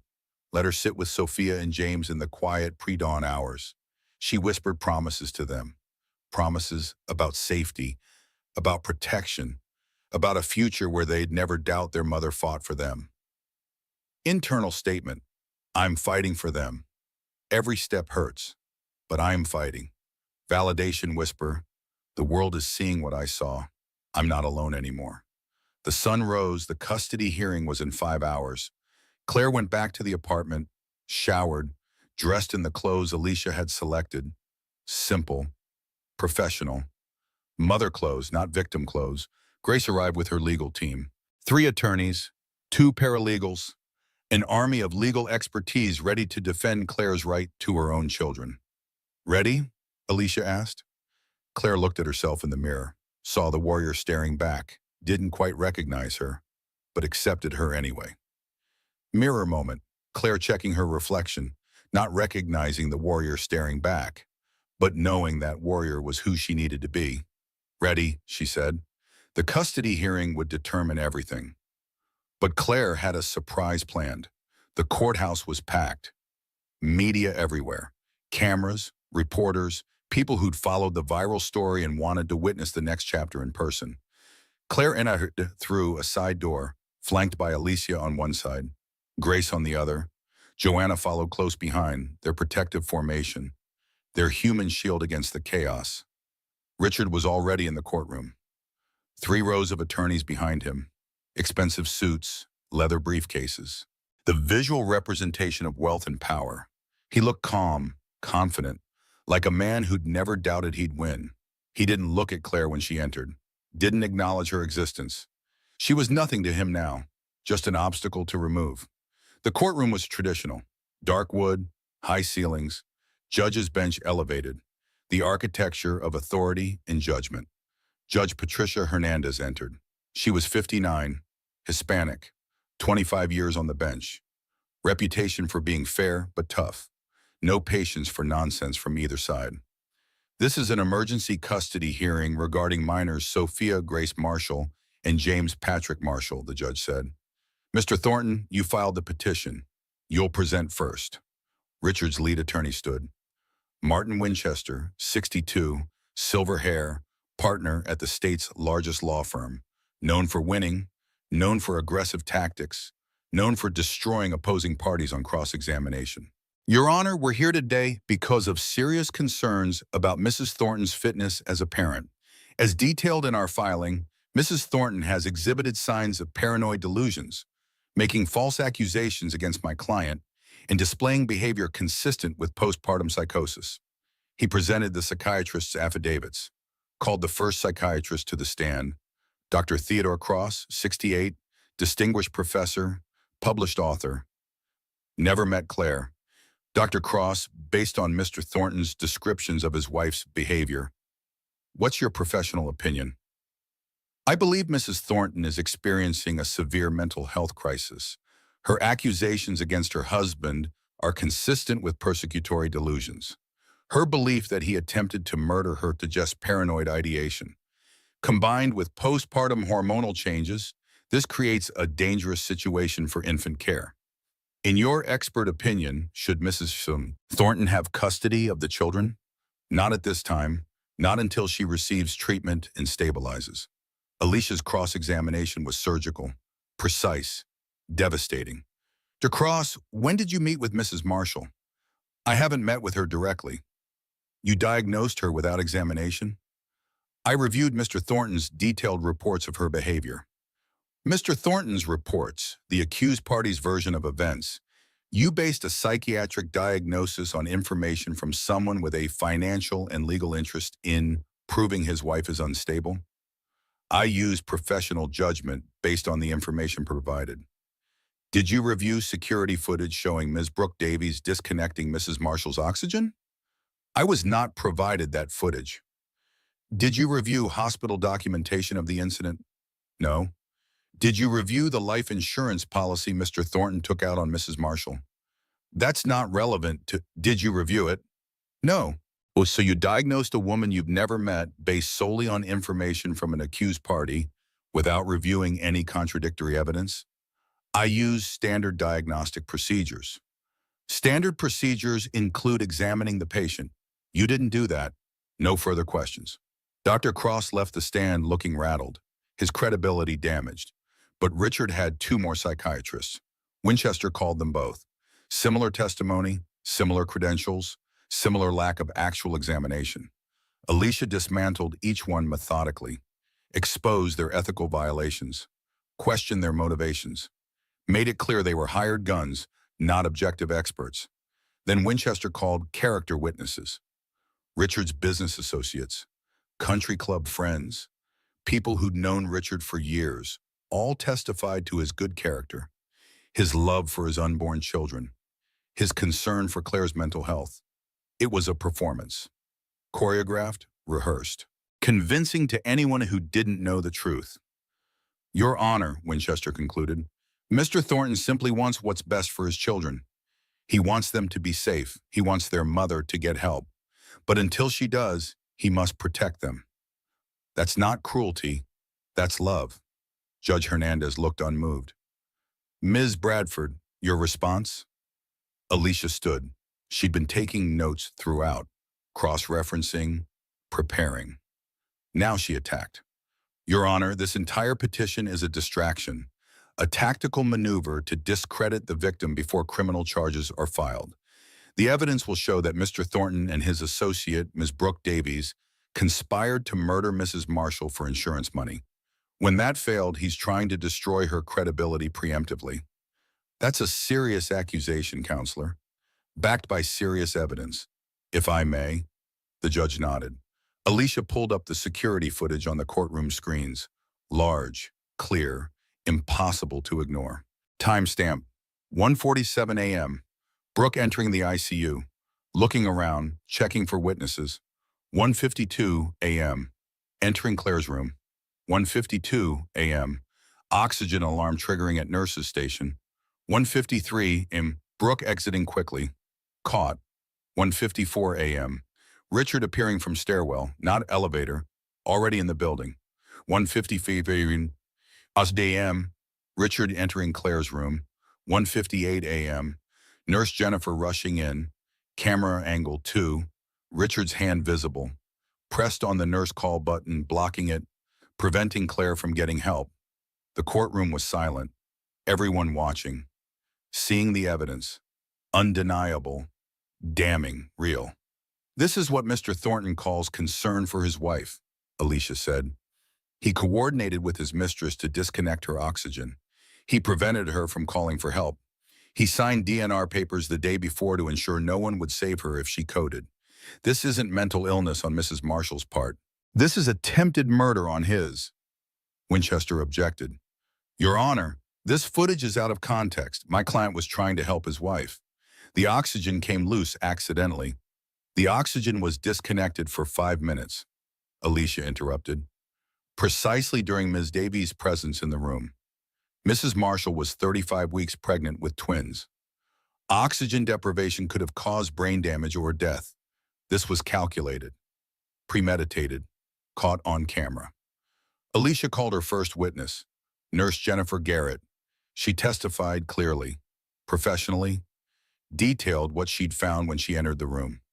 The disconnected oxygen, Claire's oxygen saturation in the 80s, Richard's hand on the call button, the clinical observations of someone who'd seen something very wrong. And in your professional opinion, could the oxygen have disconnected accidentally? No, the connections are secure, designed not to come loose. Someone had to physically remove it from the wall outlet. Thank you.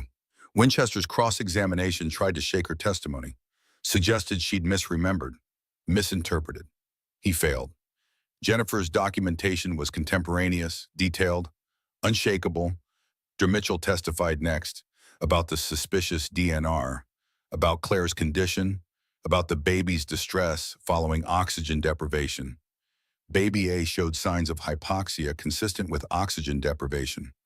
Baby B was declining. We had to deliver early because of damage from the incident. Could that damage have been prevented? If the oxygen hadn't been disconnected, yes.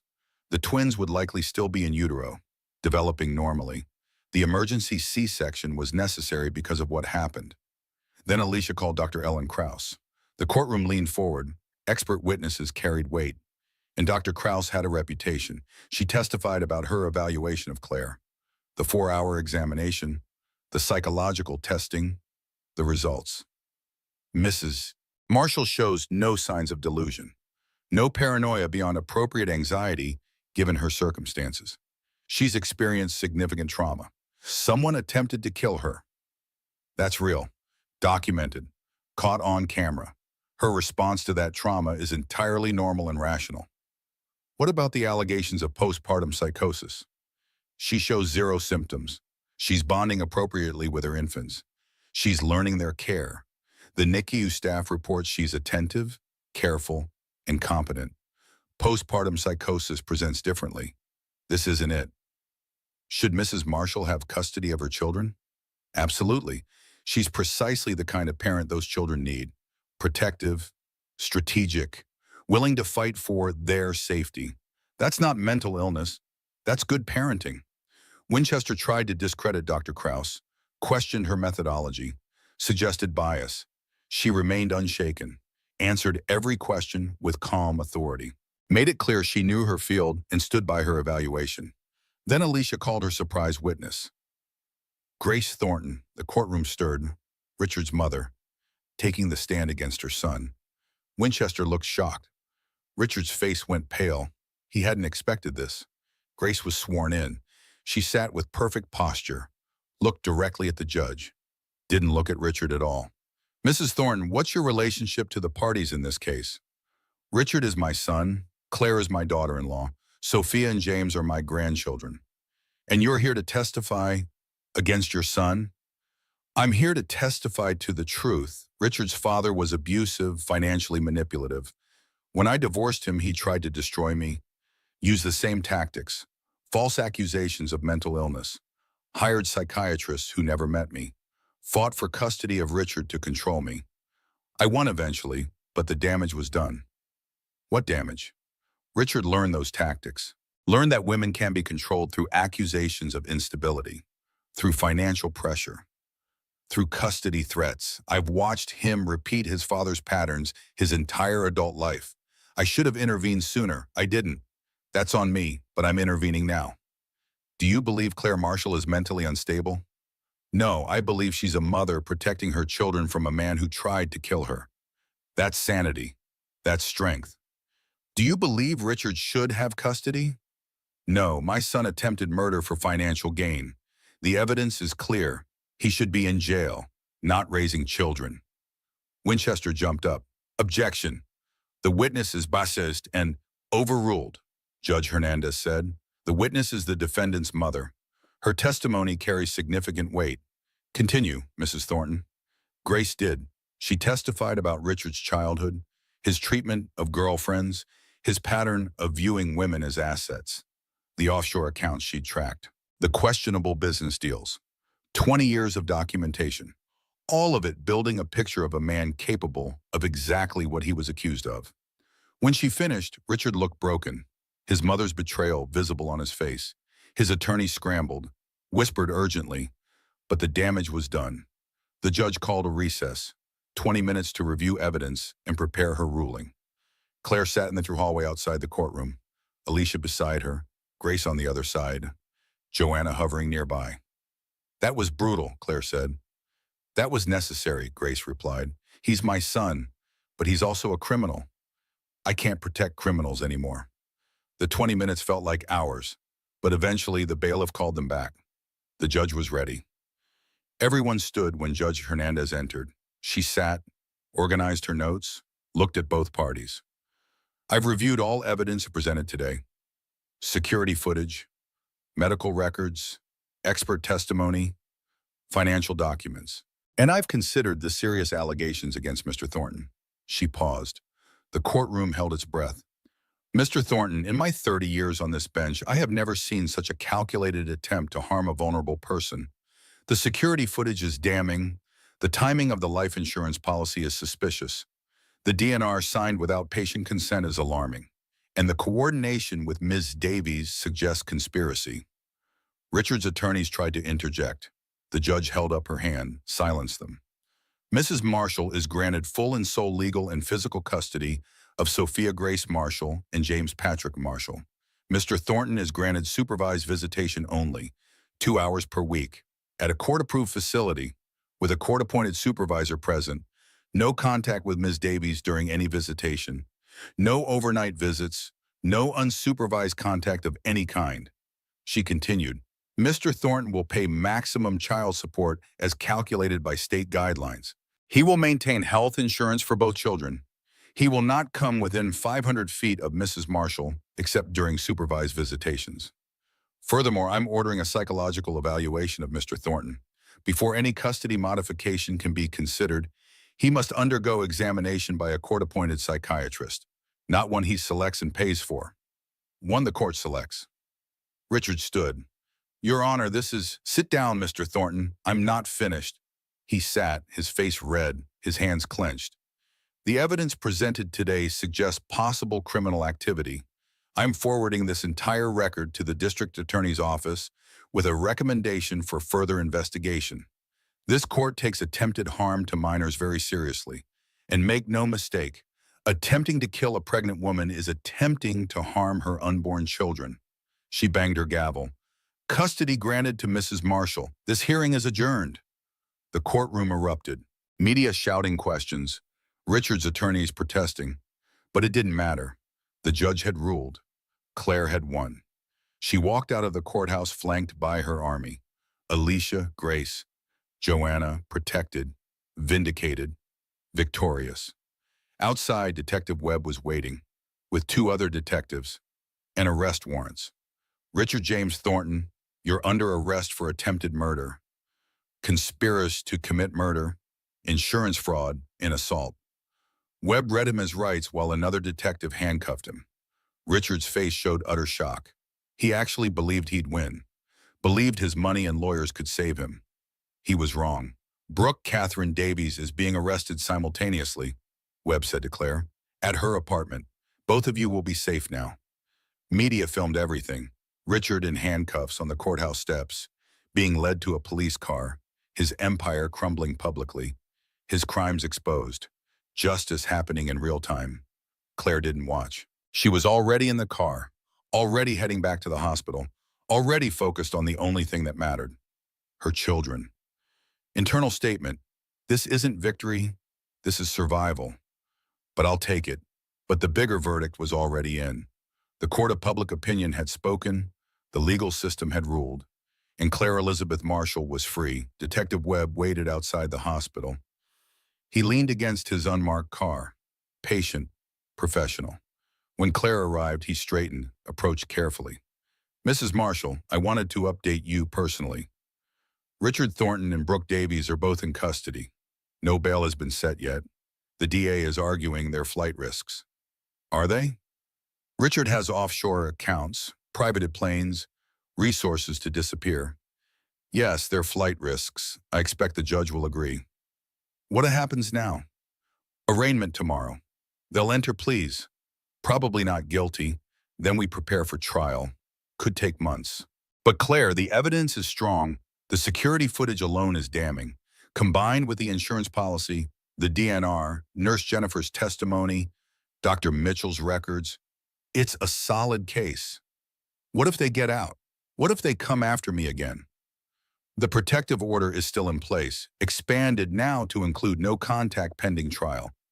If either of them violates it, they go back to jail immediately. You and your children are protected. Claire wanted to believe him, wanted to feel safe, but fear didn't operate on logic. It lived in the body, in the adrenaline, in the hypervigilance that kept her checking over her shoulder. Thank you, she said, for believing me, for investigating, for not dismissing this as a domestic dispute. I have a wife, Webb said quietly. She had a difficult pregnancy with our daughter, spent weeks in the hospital, high risk, scary. I remember what that fear felt like. If someone had tried to hurt her during that time. He paused. Let's just say I take these cases personally. He left. Claire entered the hospital, went straight to the NICU. The nurse on duty smiled when she saw her. Congratulations on the custody ruling, we heard. Thank you. How are they? Sophia's off the feeding tube, taking bottles now. James is doing great. Oxygen levels perfect. They'll both be ready for discharge soon. Maybe a week. A week. 7 days until she could take them home. 7 days until they'd be a real family instead of a mother visiting children in plastic boxes. Claire sat between the incubators. This had become her meditation space, her church, the place where everything made sense because all that mattered was two tiny humans breathing steadily. She'd been allowed to hold them together today, one in each arm, the first time. Their combined weight was less than 10 pounds, but it felt like holding the entire world. Sophia had looked up at her with those bee's newborn eyes. James had yawned, tiny mouth, pink gums, the most mundane and miraculous thing Claire had ever seen. Your father tried to erase us, she whispered to them now. But we're here. We're still here. You'll grow up knowing your mother fought for you. You'll never doubt you were wanted. Sensory details, their weight in her arms earlier, baby sounds, little grunts and saws. The steady heartbeats transmitted through skin-to-skin contact. The warmth, the realness, the proof that survival was possible. Mirror technique moment. This time the 3 a.m. hospital moment was peaceful, not panicked. The beeping monitors were no longer harbingers of danger. Just background music to life continuing. Alicia texted. Civil suits filed against Richard. Fraud. Emotional distress, attempted murder torts. His assets are frozen pending litigation. He can't access anything without court approval. Another text. Grace's legal team filed for conservatorship of Thor Tech. Board voted Richard out permanently. You're listed as CEO pending company sale. Grace thinks you should take it. Claire stared at the messages. CEO of Thor Tech, her husband's company, the company he'd valued more than her life. She called Alicia. I don't want his company. It's not his anymore. The board removed him. Grace suggested you as interim CEO to stabilize things before sale. You have nonprofit management experience. You understand medical software. You're qualified. I have newborn twins in NICU. You have 6 months maternity leave and a board that will support you. Claire, think about it. Richard built ThorTech through manipulation and fraud. You could transform it, make it something ethical, Something good. Then sell it on your terms. Profits go into trust funds for Sophia and James. I'll think about it. That's all I'm asking. Claire hung up, looked at her babies, imagined their future. College funds, security, opportunities. Richard had tried to murder her for money. Maybe there was justice in using his company to provide for the children he'd tried to kill. She left the NICU at midnight. Joanna drove her back to the apartment. Exhaustion pulled at every muscle. The incision ached. 24 hours since the custody hearing. 24 hours since Richard's arrest. It felt like years. But she couldn't sleep. Every time she closed her eyes, she saw Richard's face in the courtroom. His shock. His rage. The moment he realized he'd lost everything. At 2 a.m. her phone buzzed. Unknown number. She almost didn't answer.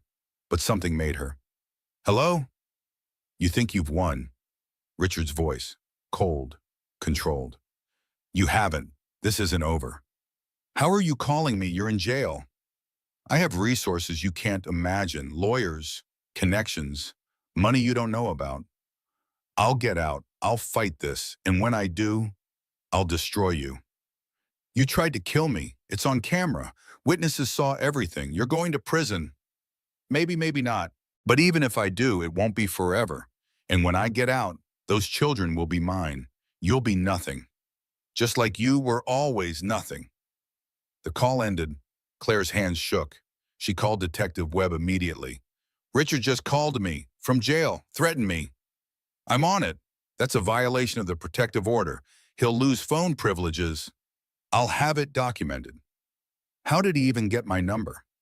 He probably had it memorized or someone gave it to him, but this works in our favor. Shows he's still dangerous, still threatening. The DA will use this. Claire hung up, looked at her phone. The number was blocked now. But the damage was done. Richard had sent his message. He wasn't surrendering. Joanna came out of the bedroom. I heard. Are you okay? No, but I will be. He's just trying to scare me. He knows he's lost. This is desperation. Does desperation make him less dangerous? No, but I'm not alone anymore. I have you, Alicia, Grace, Detective Webb. A whole army. He's just one man in a jail cell. One man with resources. Resources can't change video evidence, can't change medical records, can't change the truth. Claire wanted to believe that, needed to believe it, but she'd learned the hard way that truth didn't always win. Sometimes money won, sometimes power won, sometimes the system failed. But not this time. She wouldn't let it fail this time. The arraignment was the next day. Claire didn't attend. Alicia went as her representative, sent updates via text. Richard pled not guilty. Brooke pled not guilty. Both denied bail. Judge cited flight risk, access to resources, and ongoing threat to victim. They'll be in custody until trial. Relief flooded through Claire. They couldn't hurt her if they were in jail. Couldn't hurt the babies. Couldn't hurt anyone. Another text. Trial date set for 6 weeks from now. Fast-tracked because of the video evidence. DA wants to move quickly before public attention fades. 6 weeks. 42 days. A lifetime and no time at all. But Claire had work to do in those 6 weeks. Babies to bring home. A new life to build. A future to imagine. Grace came to the apartment that evening. She carried documents. The Thor Tech board officially voted you in as interim CEO. Unanimous decision. They want you to start immediately. Grace, I can't. The babies. Work from home. Video conferences. The company is in crisis management mode anyway. All you need to do is make strategic decisions and show steady leadership. The operational team handles everything else. Why do you want me to do this? Because Richard built that company on lies, manipulation, fraud. It deserves better, and you're capable of giving it better. Claire looked at the contract. CEO salary, benefits, stock options, a fortune by any standard. Money that could secure her children's futures. Money that represented Richard's worst nightmare. His wife taking over his company. I'll do it, but on one condition. You stay on as board chair. Guide me. Teach me. I don't know tech like Richard did. You don't need to know tech. You need to know people, ethics, leadership. You have all of that. Grace hugged her, brief, awkward, the hug of two women who'd bonded through crisis, not affection, but real nonetheless. Thank you, Claire said, for standing up for us, for testifying against your son. That couldn't have been easy. It was the easiest thing I've ever done. He tried to murder you. There's no gray area in that, no room for maternal loyalty. He's wrong, dangerously wrong, and I won't protect that. After Grace left, Claire sat at the small dining table, opened her laptop, logged into ThorTech's executive systems. Her name was already on everything. Claire Marshall, Chief Executive Officer. The company was in chaos. Stock down 30%, major contracts on hold, employees uncertain, press inquiries overwhelming the PR team. Claire started typing. An email to all staff, simple, direct, honest. I'm Claire Marshall, your new CEO. Many of you know me as Richard Thornton's wife. Others know me from recent news coverage. Here's what you need to know. ThorTech was built on innovation and strong medical software. That doesn't change. What changes is how we operate, with transparency, with ethics, with respect for all stakeholders. We're going to stabilize this company, restore confidence, and operate with integrity. Then we'll evaluate the best path forward. Thank you for your dedication during this difficult time. More information coming soon. She hit send. Watched the email go out to 800 employees. Her first official act as CEO. Her phone rang, unknown number. She didn't answer. It rang again and again. 5 times in 10 minutes. Finally, she answered. Hello? This is Channel 7 News. We'd like to interview you about the ThorTech CEO position. Can you comment? No comment. All media inquiries go through our PR team. She hung up. The phone rang continuously for the next hour. Different news outlets, podcasters, documentary filmmakers. Everyone wanted the story. The wife who survived attempted murder and took over her husband's company. It was irresistible content. Claire turned off her phone. Silence.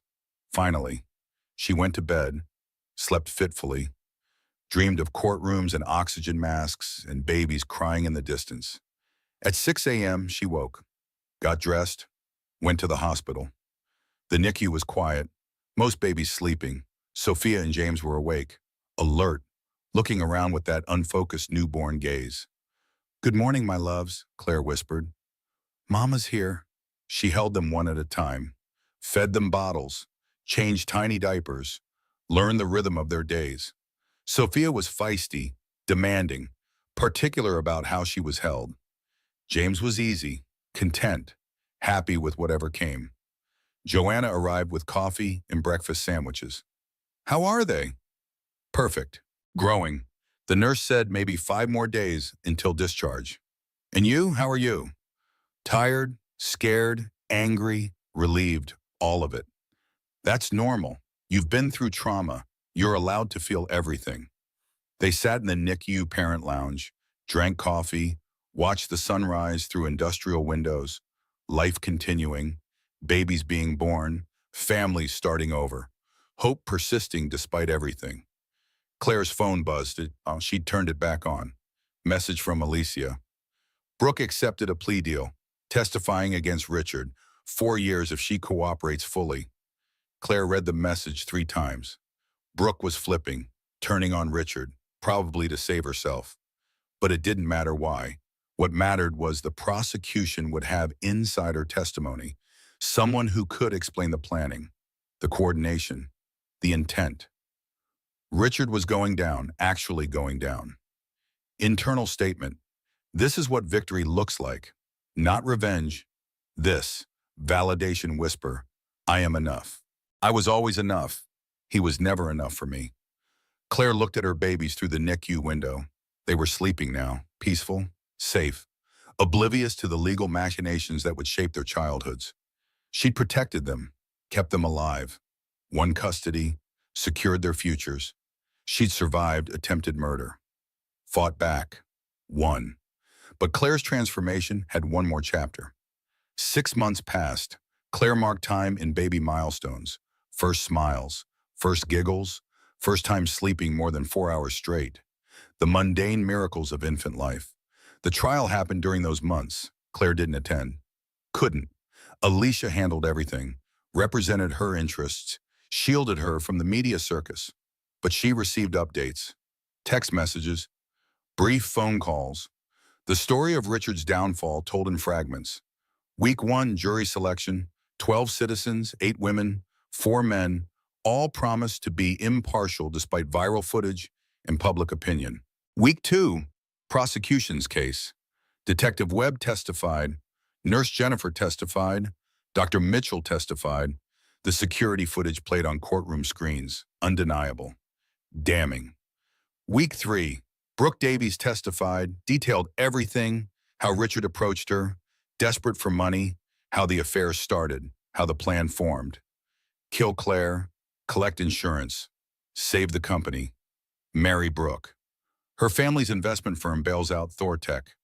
Everyone wins except the dead wife. Week 4, defense tried.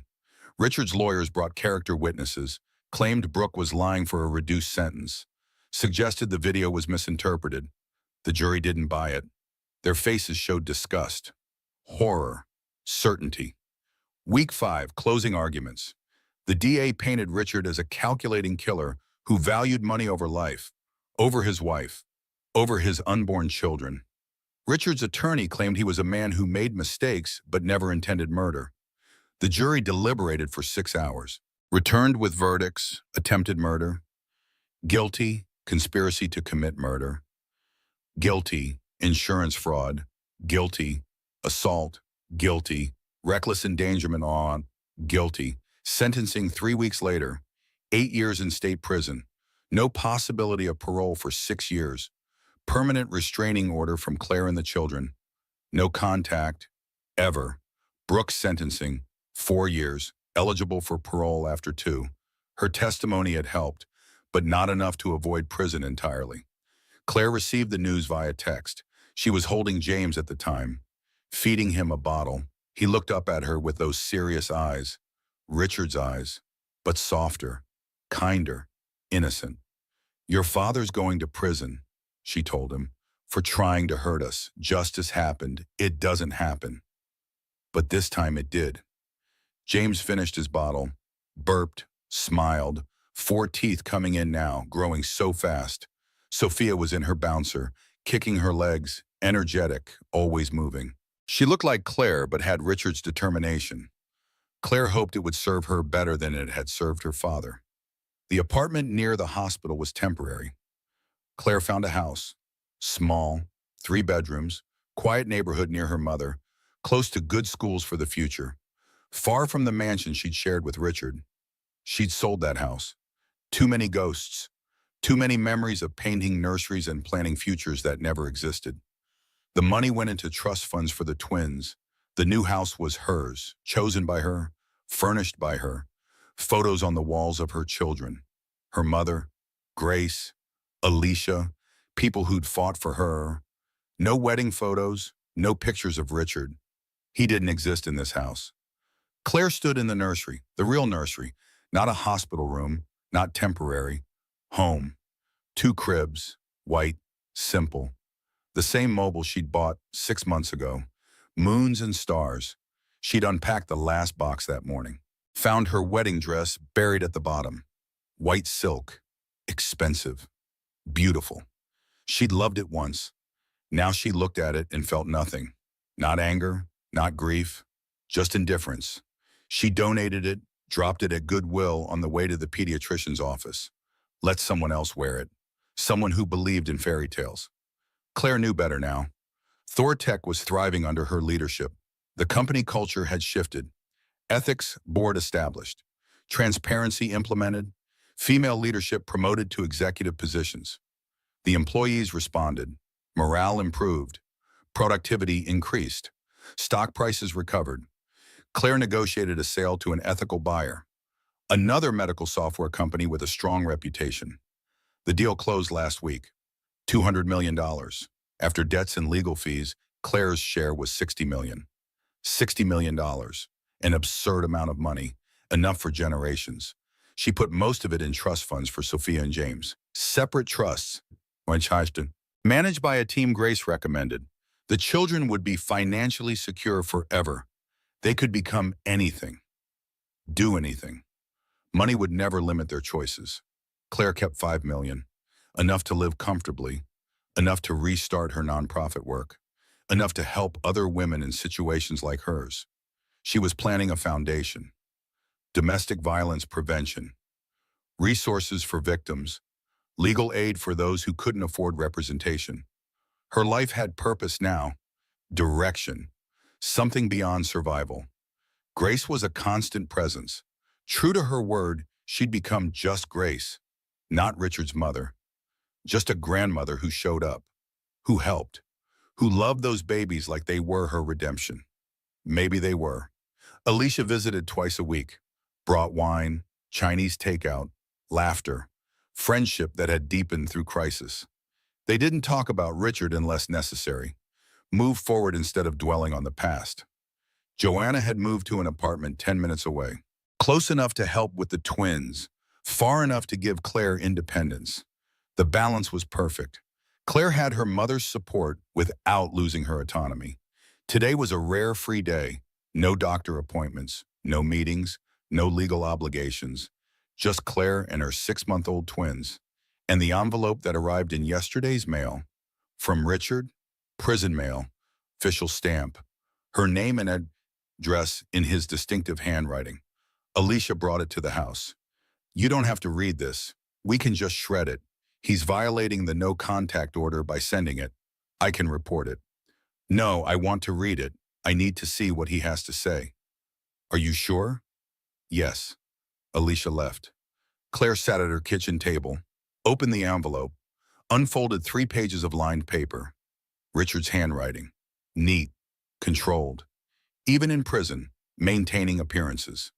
The letter was exactly what she expected. Apologies, explanations, justifications, appeals to their history, to the love they'd supposedly shared, to the father he wanted to be to their children. I never meant to hurt you. I lost my way.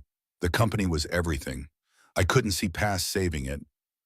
I made terrible choices, but I loved you. I still love you.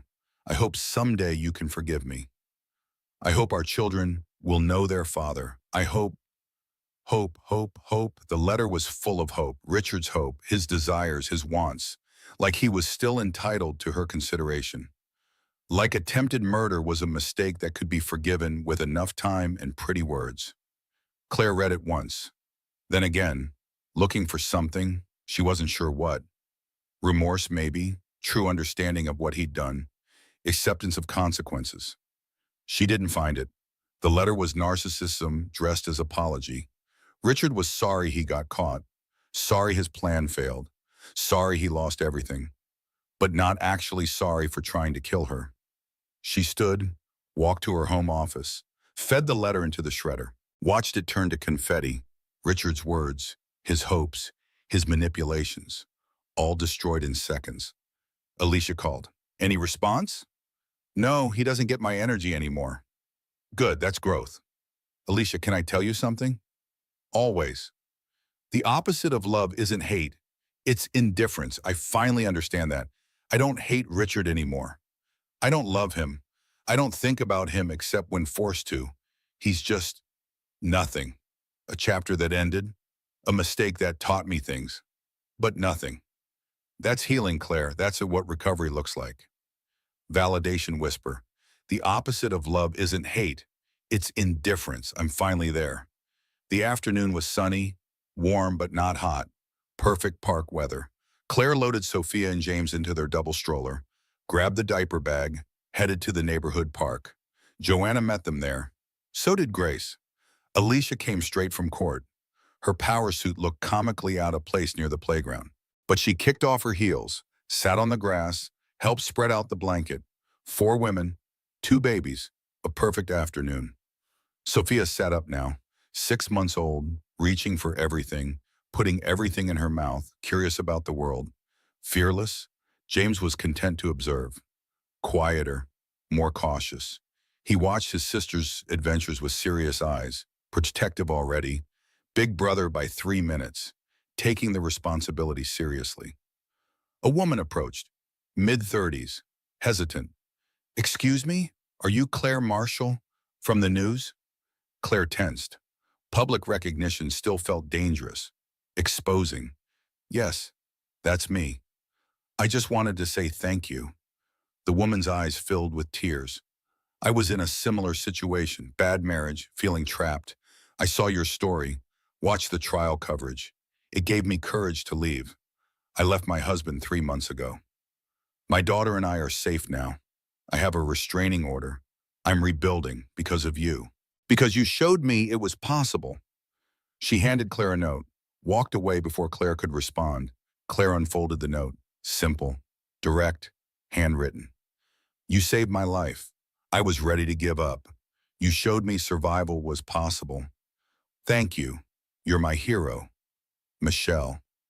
Tears came, not sad tears, grateful tears, humbled tears, the recognition that suffering could have purpose, that surviving could inspire others to survive. Are you okay? Grace asked. Better than okay.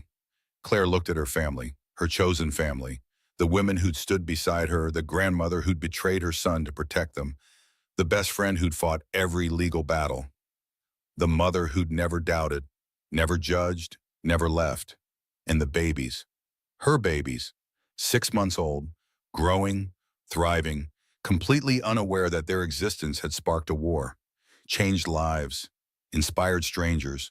Sophia reached for a blade of grass, examined it seriously, put it in her mouth, made a disgusted face, spit it out. Everyone laughed.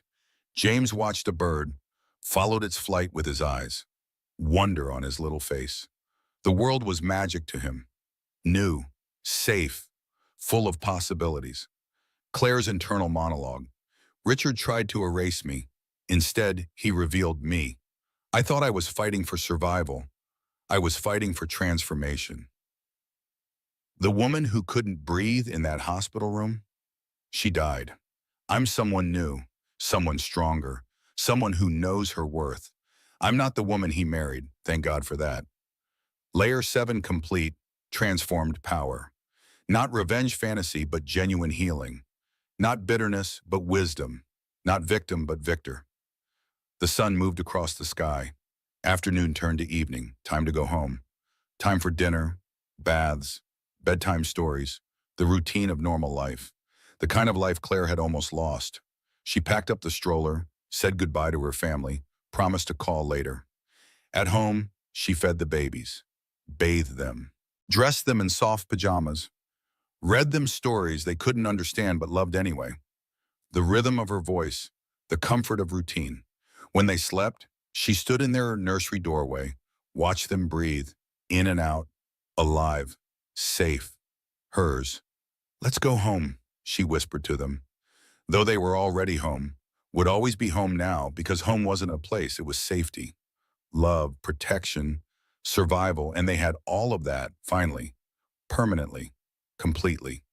Claire closed the nursery door softly, walked to her own bedroom, looked at herself in the mirror, saw the woman she'd become, stronger, wiser, scarred but not broken. She was 33 years old, a single mother, a CISO, a survivor, an inspiration to strangers, a friend, a daughter, a fighter who'd won the most important battle of her life. Tomorrow would bring new challenges, legal paperwork to finalize a divorce, Thor Tech transition meetings, foundation planning, pediatrician appointments, the endless logistics of single motherhood. But tonight she could rest, actually rest, because the danger had passed, justice had been served, her children were safe. In the nursery, Sophia sighed in her sleep, a tiny sound, content, secure. James shifted, found his thumb, sucked it gently, self-soothing, growing independent already. 2 babies sleeping, 2 heartbeats, 2 miracles. Claire had survived attempted murder, won custody, rebuilt her life, transformed trauma into purpose. She wasn't the same woman who'd married Richard Thornton 5 years ago. That woman was naive, trusting, willing to overlook red flags in service of believing in love. The woman she was now knew better, knew that love didn't try to kill you, knew that partnership didn't include life insurance plots. knew that some people were too broken to fix, too dangerous to trust, too toxic to forgive. But she also knew she was stronger than she'd ever imagined, braver, more capable, more resilient. Richard had tried to destroy her. Instead, he'd forged her into someone unbreakable. That was his final gift, unintentional, unwanted, but transformative nonetheless. Claire turned off the lights, went to bed, slept deeply for the first time in 7 months, dreamless, peaceful, safe. Outside, the world continued. Babies were born, marriages ended, justice happened or didn't happen. Life moved forward. But in one small house in a quiet neighborhood, a mother and her twins slept safely, protected, loved, survivors. And that was enough. More than enough. It was everything. Claire's story didn't end in that ICU room. It ended with justice, with transformation, with two beautiful children sleeping safely. But here's the truth. There are thousands of women right now in situations like Claire's, trapped, scared, thinking they're alone. If this story resonated with you, if you see yourself or someone you know in Claire's struggle, share it. Share it with someone who needs to hear that survival is possible, that fighting back works, that justice can happen. And if you want to hear more stories like this, stories about real people facing impossible situations and finding their strength, hit that subscribe button. Turn on notifications, because every week we bring you true stories of survival, courage, and transformation. Drop a comment below. Tell us what you thought. Tell us what Claire's moment of strength meant to you. Your words might be exactly what someone else needs to hear today. Remember, you're stronger than you think. You're not alone, and your story matters. Until next time, stay strong.